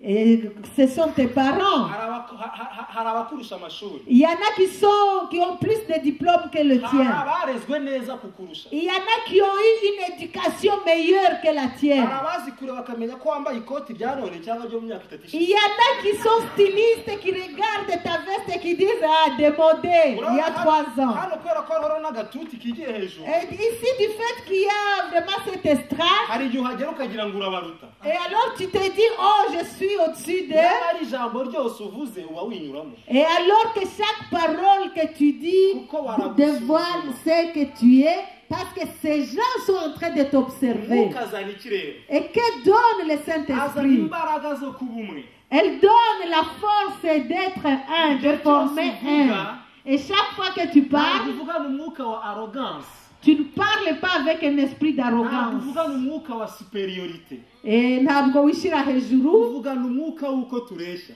Et tu parles dans un esprit d'égalité. Biravuga ngo none se ngo kuko ugutwi kutari ijisho ngo kwavuga ngo ntabwo ndi ku mubiri. La Bible nous dit, parce que l'œil n'est pas l'oreille, est-ce que l'oreille dirait, moi je ne fais pas partie du corps? Ngo cyangwa se ikiganza kuko atari ikirenge cyavuga ngo ntacyo maze. Est-ce que la main, parce qu'elle n'est pas le pied, elle dirait, je suis inutile? Biravuga ngo ahubwo ingingo zigaragara nk'izisuzuguritse. Et la Bible de nous dire, au contraire, les organes qui semblent être les moins nobles, honorables, Ngo ingingo zisuzuguritse ngo nizo duhisha, c'est cela que nous ngo cachons, tukazambika, nous les habillons. tukazigirira soin ihagije.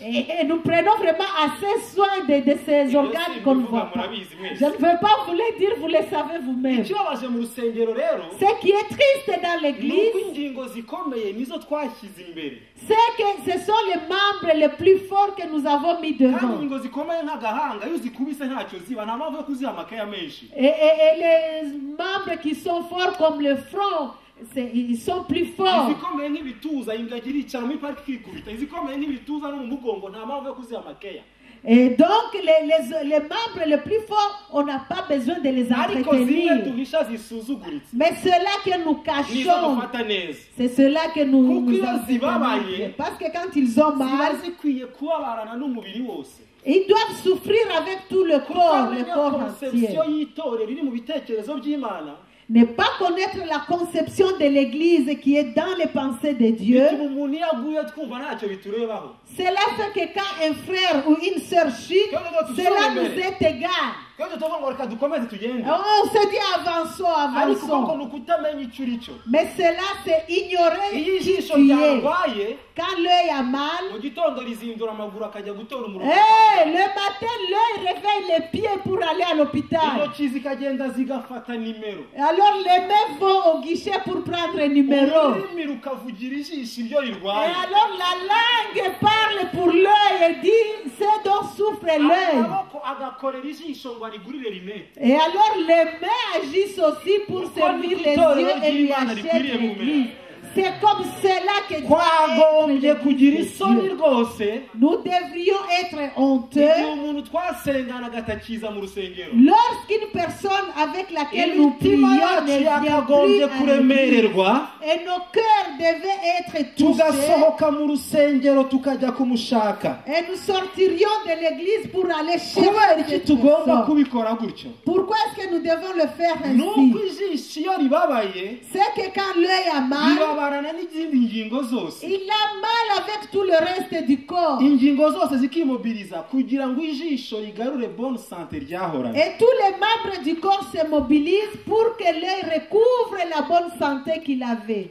Ndagira ngo rero uyu munsi nubatizwa mu mwuka wera, Je voudrais qu'aujourd'hui, si tu es baptisé en Esprit Saint, umenye ko Imana ibiguhaye kugira ngo ubashe kuba umubiri umwe na mugenzi wawe. sache que Dieu le fait pour toi, te le donne pour que tu sois un même corps avec ton prochain. Buriya iyo umaze gukora mu gakiza, Quand tu as grandi en esprit, dans le salut, bigushimisha gukizwa uba wumva nta gaciro bifite.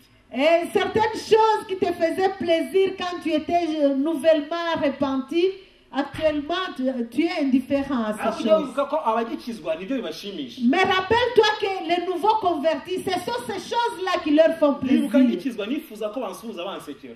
Moi, quand j'ai été converti nouvellement, Au Seigneur. je voulais que tout le monde me salue avec un sourire. Iyo bansuhuzaga bansekera numvaga nishimye bari abana beza. Et quand tout le monde me saluait avec un sourire, je disais, oh, ces gens, ils sont Kandi ntazi formidables. barimo. Et je ne savais pas le contenu de leur cœur. Rero niyo tumaze kugira izina mu rusengero, umwe akaba Emile uvuga ubutumwa, undi akaba pasiteri, undi akaba papa Jean coordinateur, ba bandi bakinjira bakeneye ko tubasekera. Et même quand nous avons déjà un poste à l'église, que je deviens Émile qui prêche, papa Jean le coordinateur et le pasteur, les nouveaux qui viennent, ils ont besoin que nous les saluions avec un sourire. Nibutse inkuru imwe mfite mushiki wanjye yigeze kuza mu rusengero rwacu rimwe ntabwo asengera mu itorero ryacu. Je me rappelle d'une histoire, j'ai ma soeur qui ne prie pas dans mon église. Arangije aza yicara mu rusengero pasiteri arangije aravuga ngo nuko rero ngo abashaka kubatizwa ngo muze gushaka Emile abandi. Et à la fin du culte, le pasteur a dit que ceux qui veulent être baptisés viennent chercher Émile pour qu'ils prennent leur nom. Amateraniro arangije arataha njyewe nza nyuma nsanga mu rugo yateye inkuru ishyushye. Et quand le culte est fini, moi je suis retournée à la maison et j'ai trouvé qu'elle avait vraiment fait de l'animation là-bas. Arahamagara undi mushiki wanjye ngo ni mukuru we yitwa tumwita Dudu. Et elle appelait sa grande sœur que nous appelons Doudou. Na petit frère witwa Muhire. Et mon petit frère Mouhir. Hé Mouhir, Doudou, venez vite, je vais vous raconter une Akomeye histoire. sha.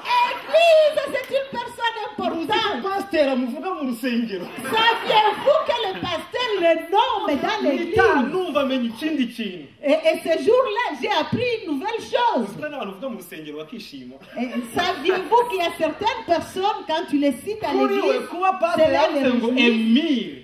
Pour ma soeur, le fait que le pasteur ait dit Émile, Buriya Emile arakomeye. oh, Émile est très important. Ariko kuba yavuze ntibivuga ko nkomeye. Mais le fait que le pasteur m'ait cité ne fait pas que je suis Ingingo important. zikenewe kuvugwa mu rusengero tujye tuzivuga. Les membres dont nous avons besoin de citer à l'église, citons-les. Reka ngarukire hano. Je vais m'arrêter par Ngiye là. kwinjira cyane. Je ne vais pas entrer en Ariko profondeur. mumenye ingingo z'intege nkeya. Mais sachez que les membres les plus faibles, Nizo tugomba guaffectionner. c'est cela que nous devons beaucoup Iyo ni affectionner. importance yo kwazwa umwuka wera. Ça, c'est l'importance d'être baptisé en Kugira Esprit ngo Saint. duhinduke umubiri umwe. C'est pour former un seul corps. Turangiza rero kugira ngo nihute ndashaka kurangiza kuri manifestation physique zo kwazwa umwuka wera. Et pour terminer, je vais parler des manifestations du baptême en Esprit Saint. Imiterere y'Imana La nature de Dieu yagaragaje ko igihe cyose ahantu hose Imana igiye itagihakwirwa.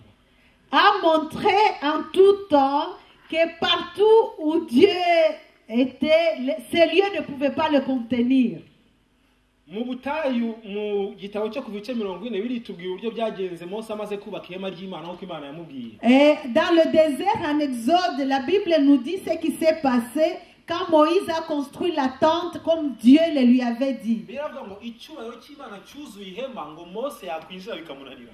Et la Bible nous dit que la gloire a rempli la tente et Moïse ne pouvait pas entrer dans la tente. Ndagira ngo iki kintu cyumve. Je voudrais que vous compreniez cette chose-là. Twaba tukiri kumwe. Est-ce qu'on est encore ensemble? Hello. Imana ibahe umugisha. Que Dieu vous bénisse. Ntabwo biritubwira ko bafunze umuryango. Et la Bible ne nous dit pas qu'on avait fermé la porte de la tente. Mubyumve? Et comprenez-le bien. Umuryango wari ufunguye. La porte était entrouverte. Noneho Et alors, Mose yakwinjira bikamunanira. et quand Moïse voulait entrer, il ne pouvait pas. Nta migozi bashyizeho nta biti On nta buye. n'avait pas mis d'embûches, de cordes, rien. Ngo yakwinjira bikamunanira. Quand il voulait avancer, il n'y arrivait pas. Kubera ko icyubahiro cy'Imana ni incontenable. Parce que la gloire de l'Éternel ne peut se contenir. Salomo yaravuze amaze kubaka urusengero mu gitabo cy'abami cya mbere ibice 8. Après que Salomon ait construit le temple dans, Urusengero rw'Imana i Yerusalemu. à Jérusalem, Aravuga ngo Shamayimu na Shimeyi Shamayimu ngo ari ijuru n'ijuru ry'amajuru nubikwirwamo. il a dit, les cieux des cieux ne peuvent te contenir. Ariko uvuga igitangaje. Mais qu'est-ce qui est étonnant? Iyo Mana idakwirwa no mu ijuru ry'amajuru. Et ce Dieu dont les cieux ne peuvent contenir, Ije gutura dans la minuscule que tu es. il vient habiter en toi cette miniature personne. ubwo se wambwira ko uzi uburyo biri bugende. Est-ce que tu me dirais que tu comprends comment cette chose va se nicyo passer? gituma rero imana ishaka ko wirekura. C'est pour cela que Dieu voudrait que tu iyo te imana lâches. ije ntabwo uba uzi uko biri bugende. Quand Dieu arrive, tu ne sais pas comment cela va se passer. urabona buriya kwiyemera bituma abantu baseba. Et le fait d'être sûr de soi fait que les gens deviennent ridicules. hari umusore umwe yavuye i Kigali noneho ageze iwabo mu cyaro atangira kubabwira ngo mvuye mu mujyi abandi baramuhururira iwabo ku mayaga bati sha bagahe i Kigali. Il y a un jeune qui est venu de Kigali, qui est retourné au village, et il faisait peur à tout le monde. Vous savez, moi je viens de la ville, et tout le monde est venu. ati mbi Nyamirambo. Et on lui a dit, où habites-tu à ati Kigali? Nyamirambo hehese. Il a dit à ati Nyamirambo. Nyamirambo ni hese. Et Nyamirambo c'est où? ati nimuhabona atari Nyamirambo hafi ya ministeri. Et là, à côté du ministère. abazi Kigali mureba ministeri ziri naho i Nyamirambo hari. Pour ceux qui connaissent Kigali, regardez un peu la distance entre le ministère et hari igihe Nyamirambo. ibyaha byacu tuza kwakira imana Parfois, nos péchés nous empêchent de recevoir Dieu. kubera uburyo mindset notre pensée yubatse.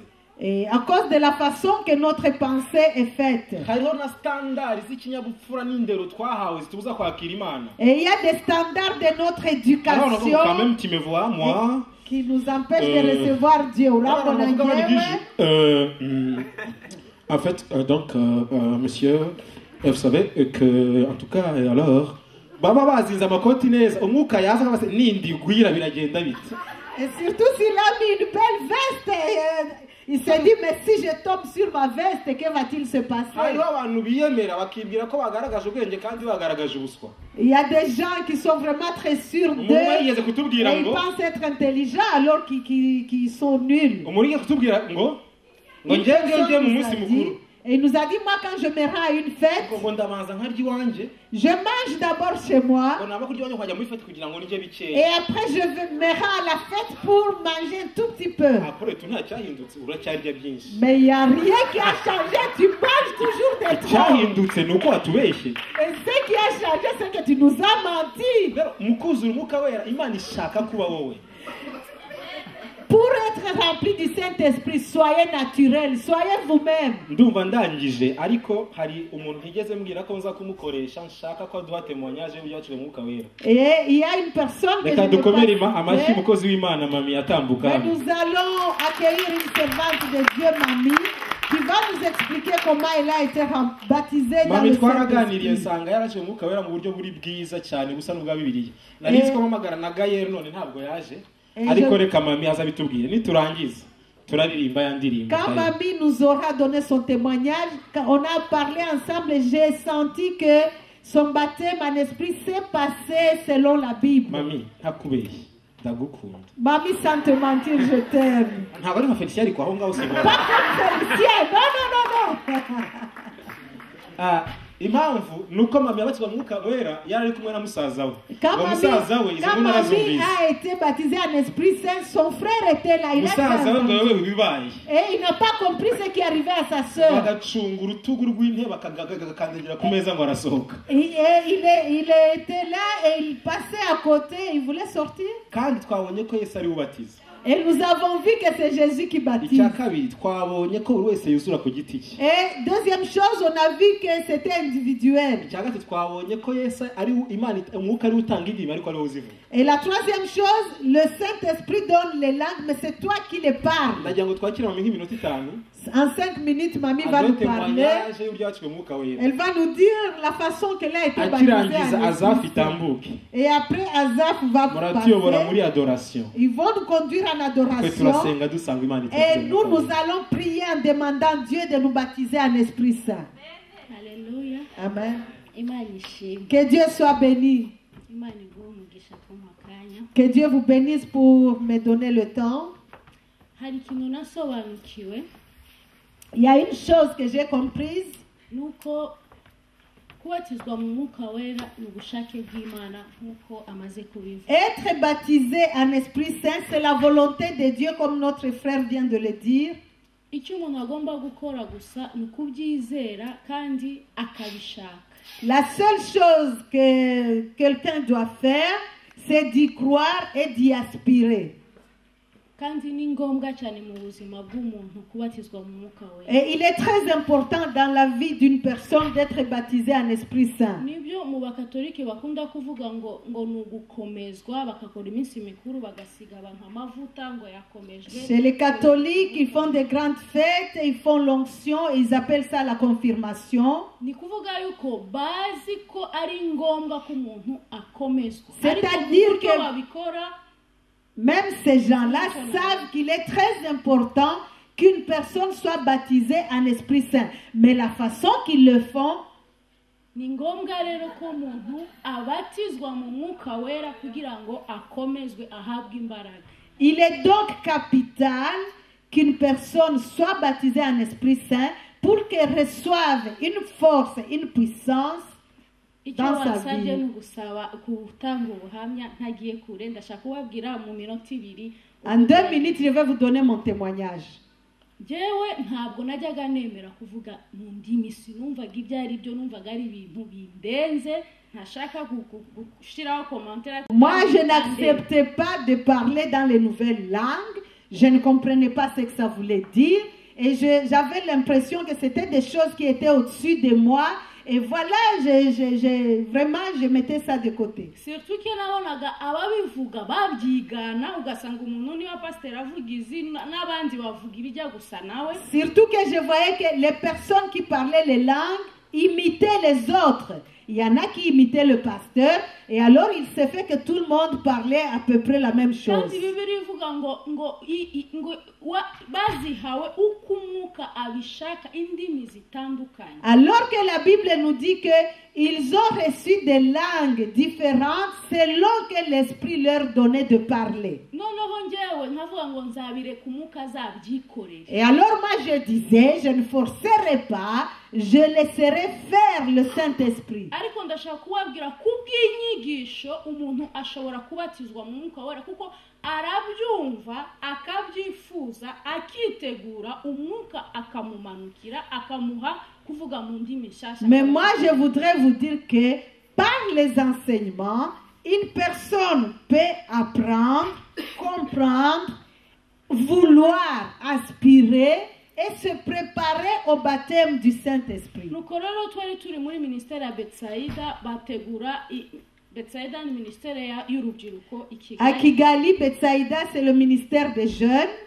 bategura inyigisho z'icyumweru cyose bigisha ku mwuka wera n'uburyo umuntu Ils ont fait un séminaire d'une semaine sur le baptême du Saint-Esprit. narazikurikiye numva ko biri ngombwa ndasenga Imana ndabyifuza ndavuga ngo Mana nanjye bizambeho. J'ai suivi ce séminaire, j'ai compris et j'ai eu soif d'être baptisé en Esprit Saint et j'ai prié, j'ai dit Seigneur, moi aussi je voudrais être baptisé en Esprit Saint. Hari kuwa kane umunsi wa nyuma baravuga ngo uyu munsi muze murabatizwa mu mwuka wera nk'uko yabivuze ngo murabatizwa mu mwuka wera gutyo. Le dernier jour c'était un jeudi et le prédicateur a dit aujourd'hui venez tous, vous serez baptisés en Esprit Saint comme le frère Émile l'a dit. Ubwo twari tumaze iminsi twiga kandi dusenga twitegura kubatizwa mu mwuka. Ça faisait quelques jours qu'on était là, qu'on écoutait la parole, qu'on apprenait et on se préparait à être baptisé en Esprit Saint. Umunsi umwe rero hari kuwa kane mva ku ishuri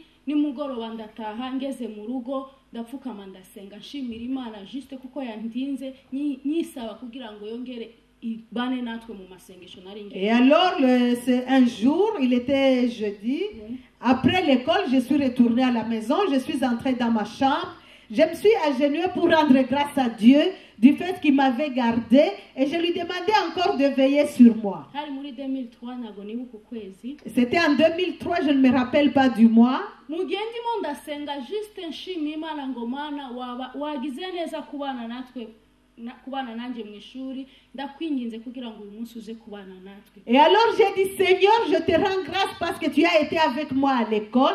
Je rendais grâce et je te prie d'être encore avec nous aujourd'hui. Mu gihe ndi gushima Imana manukirwa n'umwuka wera mu buryo ntasobanukirwa ntangira kuvuga ibindi bintu atari byo naringambira. Et pendant que j'étais en train de rendre grâce à Dieu, j'ai été baptisé en Esprit Saint. J'ai commencé à dire d'autres choses que je n'avais pas planifiées, auxquelles je ne pensais pas. Nashakaga gusenga iminota mike nk'itanu kugira ngo nsohoke, ariko byafashe isaha irenze. Mama yarahari, araza turasenga, amarira menshi cyane no kuzura mu buryo ntazi uburyo nshobora kubisobanura. Moi j'avais prévu de prier 2 à 5 minutes et puis de terminer, mais cela a pris beaucoup de temps, 1 heure. Ma mère est venue, je pleurais beaucoup, il y avait beaucoup de larmes. Je ne peux pas vous dire, ça a pris plus de temps. Kuva icyo gihe n'ikigihe numva nabatijwe mu Mwuka Wera, gahoro gahoro uko dusenze nkagenda numva nuzuza izindi mbaraga, ntabwa n'ubundi buryo bwo kuvuga mu ndimi, nkabasha guhanura, ntabitekereza, ntagira gute ko mu byagaragaye mu buzima bwanjye bigaragara ndi maso ndeba nuko byagenze. Mbere najyaga mbyumva mu nzozi, ariko mva ntazi byari byo, byajya kuza mva ntazi byari byo, ariko byaramenetse. Ce qui a été manifeste, visible dans ma vie, c'est ce que je viens de vous dire. À partir de ce jour-là, ma façon de prier aussi a évolué. J'ai même commencé à prier dans de nouvelles langues et je prophétisais sans y réfléchir, sans faire attention. Dans le temps avant cela, ça se passait en rêve seulement, mais à partir de ce jour-là, ça a été physique. Et vous aussi, si vous y croyez, cela peut vous arriver. Mamie, que Dieu te bénisse. Nous allons terminer en priant, en demandant à Dieu de nous baptiser dans l'esprit. N'ayez pas peur, Dieu va le faire.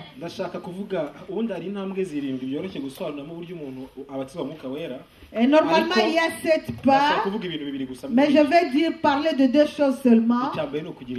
La première chose, c'est d'avoir la soif. Est-ce que vous le voulez? Vous qui avez été un jour baptisé en esprit, est-ce que vous ne voulez pas renouveler? Vous ne voulez pas renouveler cette expérience-là?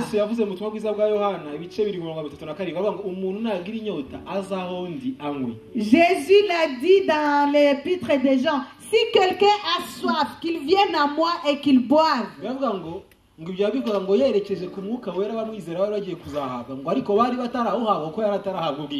cela, quand il le disait, il faisait allusion au Saint-Esprit qu'ils allaient recevoir, mais ils ne l'avaient pas encore reçu.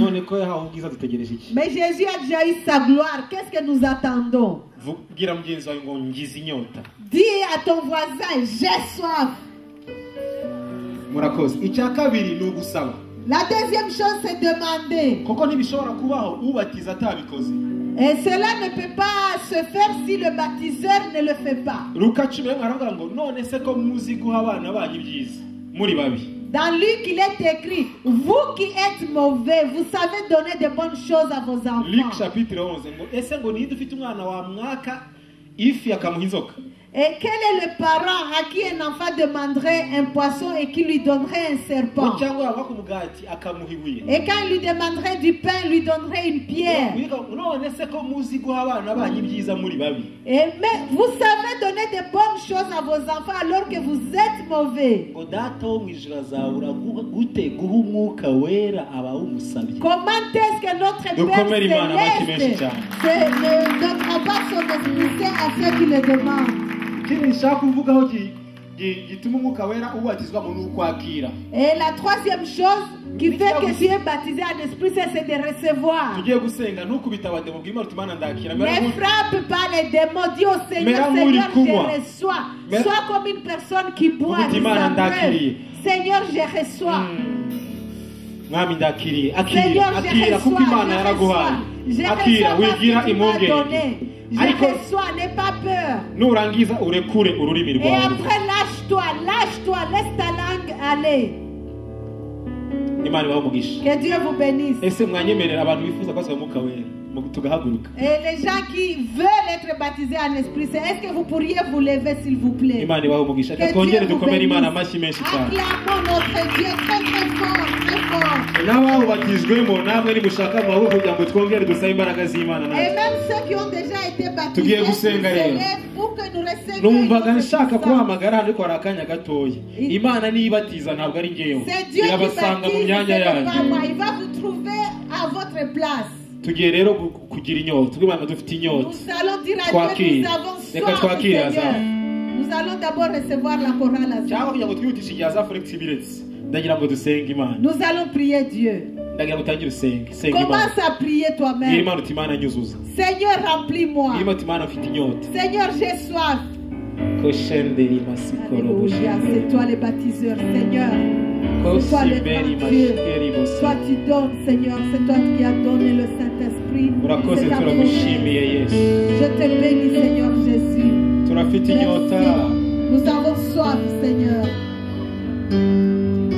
keshinderi masakoro boshende kori boshende kosimberi mashkribe sendama Mana turagushimiye Seigneur, nous te bénissons. turafite inyota y'umwuka wera ngwino Nous batize avons besoin du Saint-Esprit. kishimbere Viens mesikere baptiser. beteri mashandi Viens baptiser, Seigneur. roskeri boshimbere mesekonda robo shikiri mesendo robo shekisinderi marbasakondo robosha uzuza twuzuze Mana Remplis, kuko remplis, turagufitiye Seigneur. inyota turagufitiye Remplis-nous parce inzara que nous avons besoin, nous koshimberi avons faim de toi. mesekondo roborima Oh, fais-le, Seigneur. shikiri misindiri Remplis-nous, berebesheko niwe dutegereje Mana ngo C'est twuzuze toi que nous uzuza attendons afin que tu puisses Uzuza nous remplir, ubuzima Seigneur. bwacu, uzuza. Remplis nos vies, Seigneur. Uzuza, Remplis nos vies. uzuza. Remplis, mindri remplis. bishikiri mesemboro mokshinderema kosimbere beshikirimar uzuza ubuzima bwacu uzuza kotiri bishikere mesembere mer koshimbere kosindirimar komeza usenge saba Imana ikuzuze Continue à prier, demande meshere Dieu de te beseko remplir. hangamasi Imana c'est lui le baptiseur Fixe ton regard Yesu sur ni Dieu, ubatiza, c'est lui qui koshemberi baptise. masako. C'est Jésus qui baptise. Yesu ngwino tubatize turagushima Jésus ko vient nous tubatize baptiser. Merci parce Twuzuze, que tu nous twuzuze. baptises. Remplis-nous, Twuzuze, Seigneur. twuzuze, Remplis-nous, twuzuze. Seigneur. Remplis-nous, Seigneur. koshembere meserimar as we worship you Mana tubatize twuzuze Remplis-nous, Seigneur. Baptise-nous. as we worship you Mana twuzuze kora ku buzima bwacu kora ku buzima bwacu Mana kora ku buzima bwacu koshimberi masakonderima Yesu turagutegereje ngo ukore ku buzima bwacu turagushimiye kubw'isezerano ryiza ryo kubatizwa mu mwuka wera turagushimiye imbaraga z'isezerano let all the world come and see how the mercy we've received from you can set them free senga saba Imana ikubatize saba Yesu mbwira Imana uti Imana afite inyota mbwira Imana uti Imana afite inyota mbwira Imana uti Imana afite inyota mu izina rya Yesu Kristo Mana uzuza ubuzima bwacu koshimberi masakonderima Yesu twuzuze Yesu twuzuze kondiri boshikoro mosenderima turizeye twizeye ijambo ryawe rivuga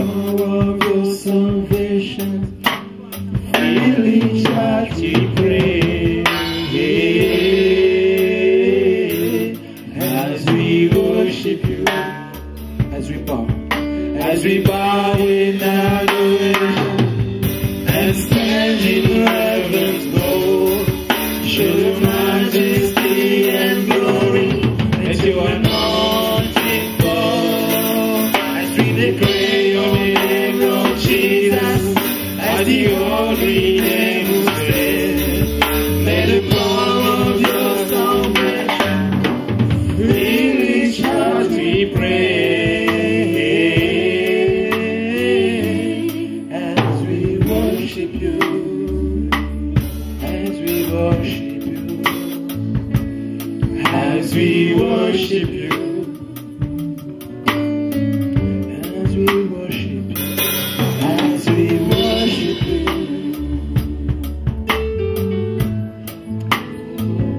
Reka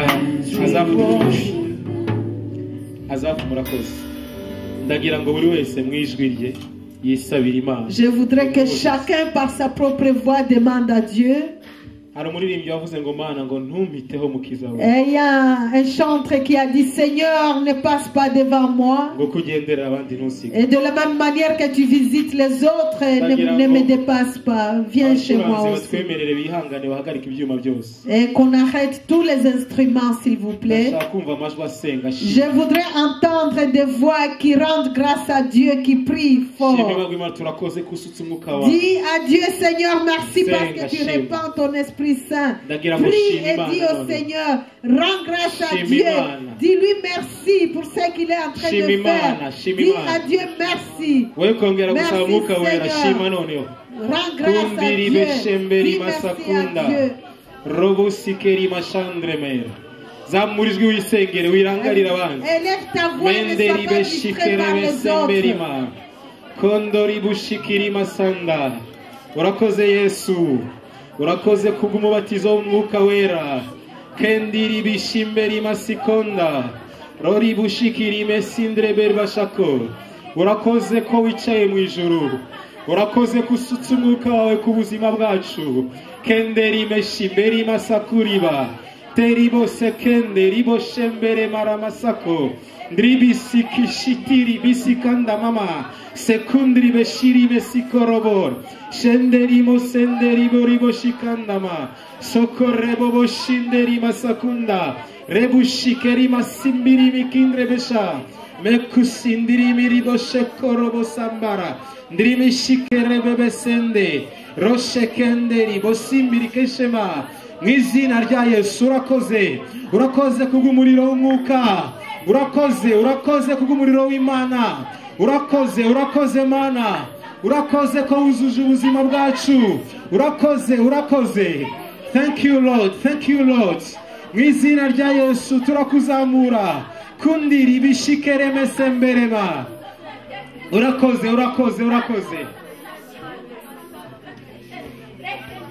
meshikenderi basakunda reboshikeri mosinderima ribisikiri mishimbiri gistandaramar bekisindere merebesheke sukamana suka imbaraga z'umuriro w'Imana mikeshiberi besekende rugisindiri mishikindiri bisikandama umuriro kori boshenderi masakonderima urakoze Yesu kondiri bishkeri masa urakoze Mana urakoze turagushimira umwuka wawe utubatiza turagushimira ndagira ngo tukiri umwuka kandi tusoza Et pendant tugiye que nous kwakira sommes encore azafu à n'indirimbo imwe yo l'esprit et gushyira que hejuru nous icyubahiro recevons, cy'Imana nous allons recevoir Azaf dans une chanson kandi tukiri muri esprit ubwira Imana d'adoration. uti Imana nkoraho ndagukeneye Et dis à Dieu, Seigneur, touche-moi, j'ai besoin de toi. bwira Imana uti Imana uyu munsi ntumpiteho Seigneur, aujourd'hui ne me Kore ku buzima dépasse pas. bwanjye. Touche à ma vie, Seigneur. reka twakira azafu Nous allons tugifite recevoir Azaf dans la prière d'adoration. komeza usenge mu mwanya wawe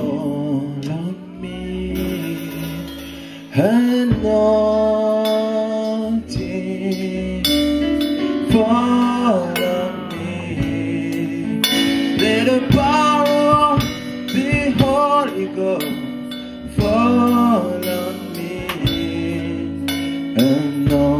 Anointing fall on me. Anointing.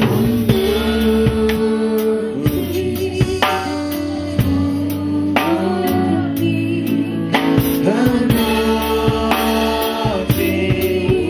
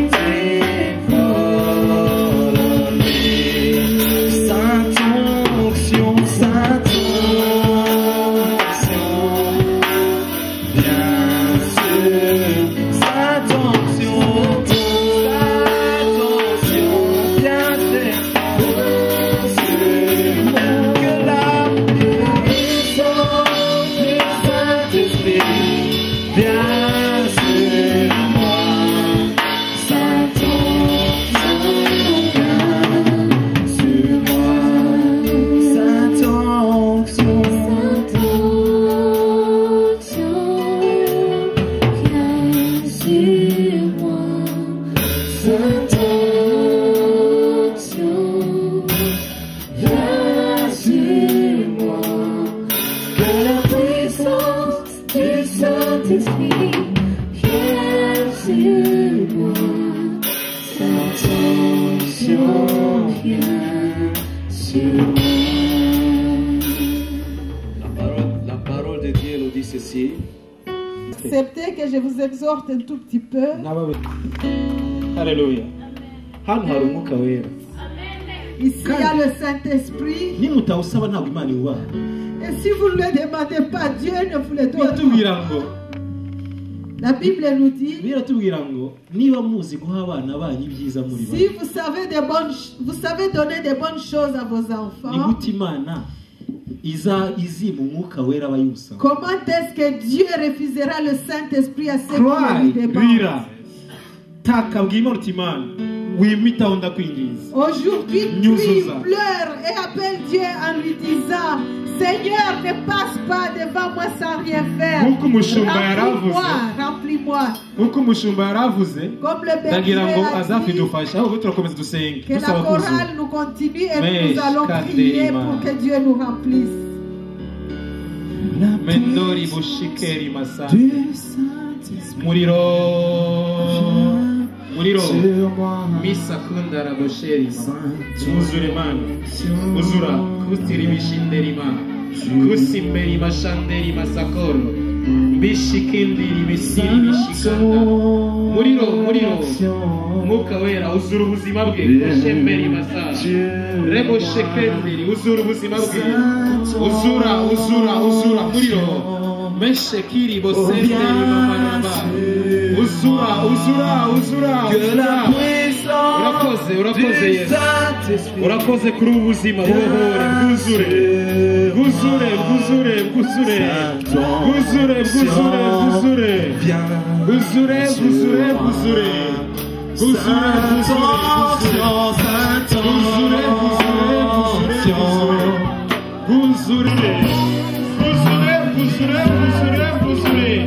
Nahamagara umuriro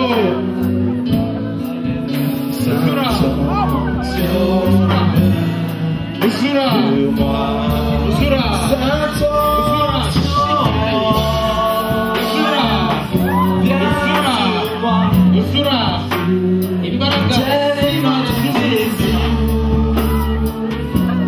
murakura imitima yanyu murakura indimi zanyu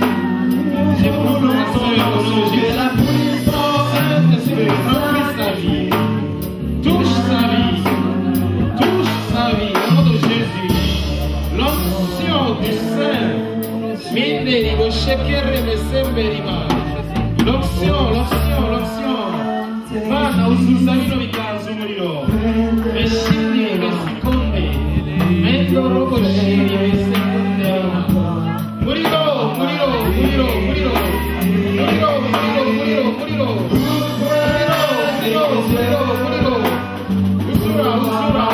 Usura Continuez à prier Demandez l'Esprit Saint Demandez, vous qui êtes ici, demandez le Saint-Esprit pour la demandez Luis Sinardali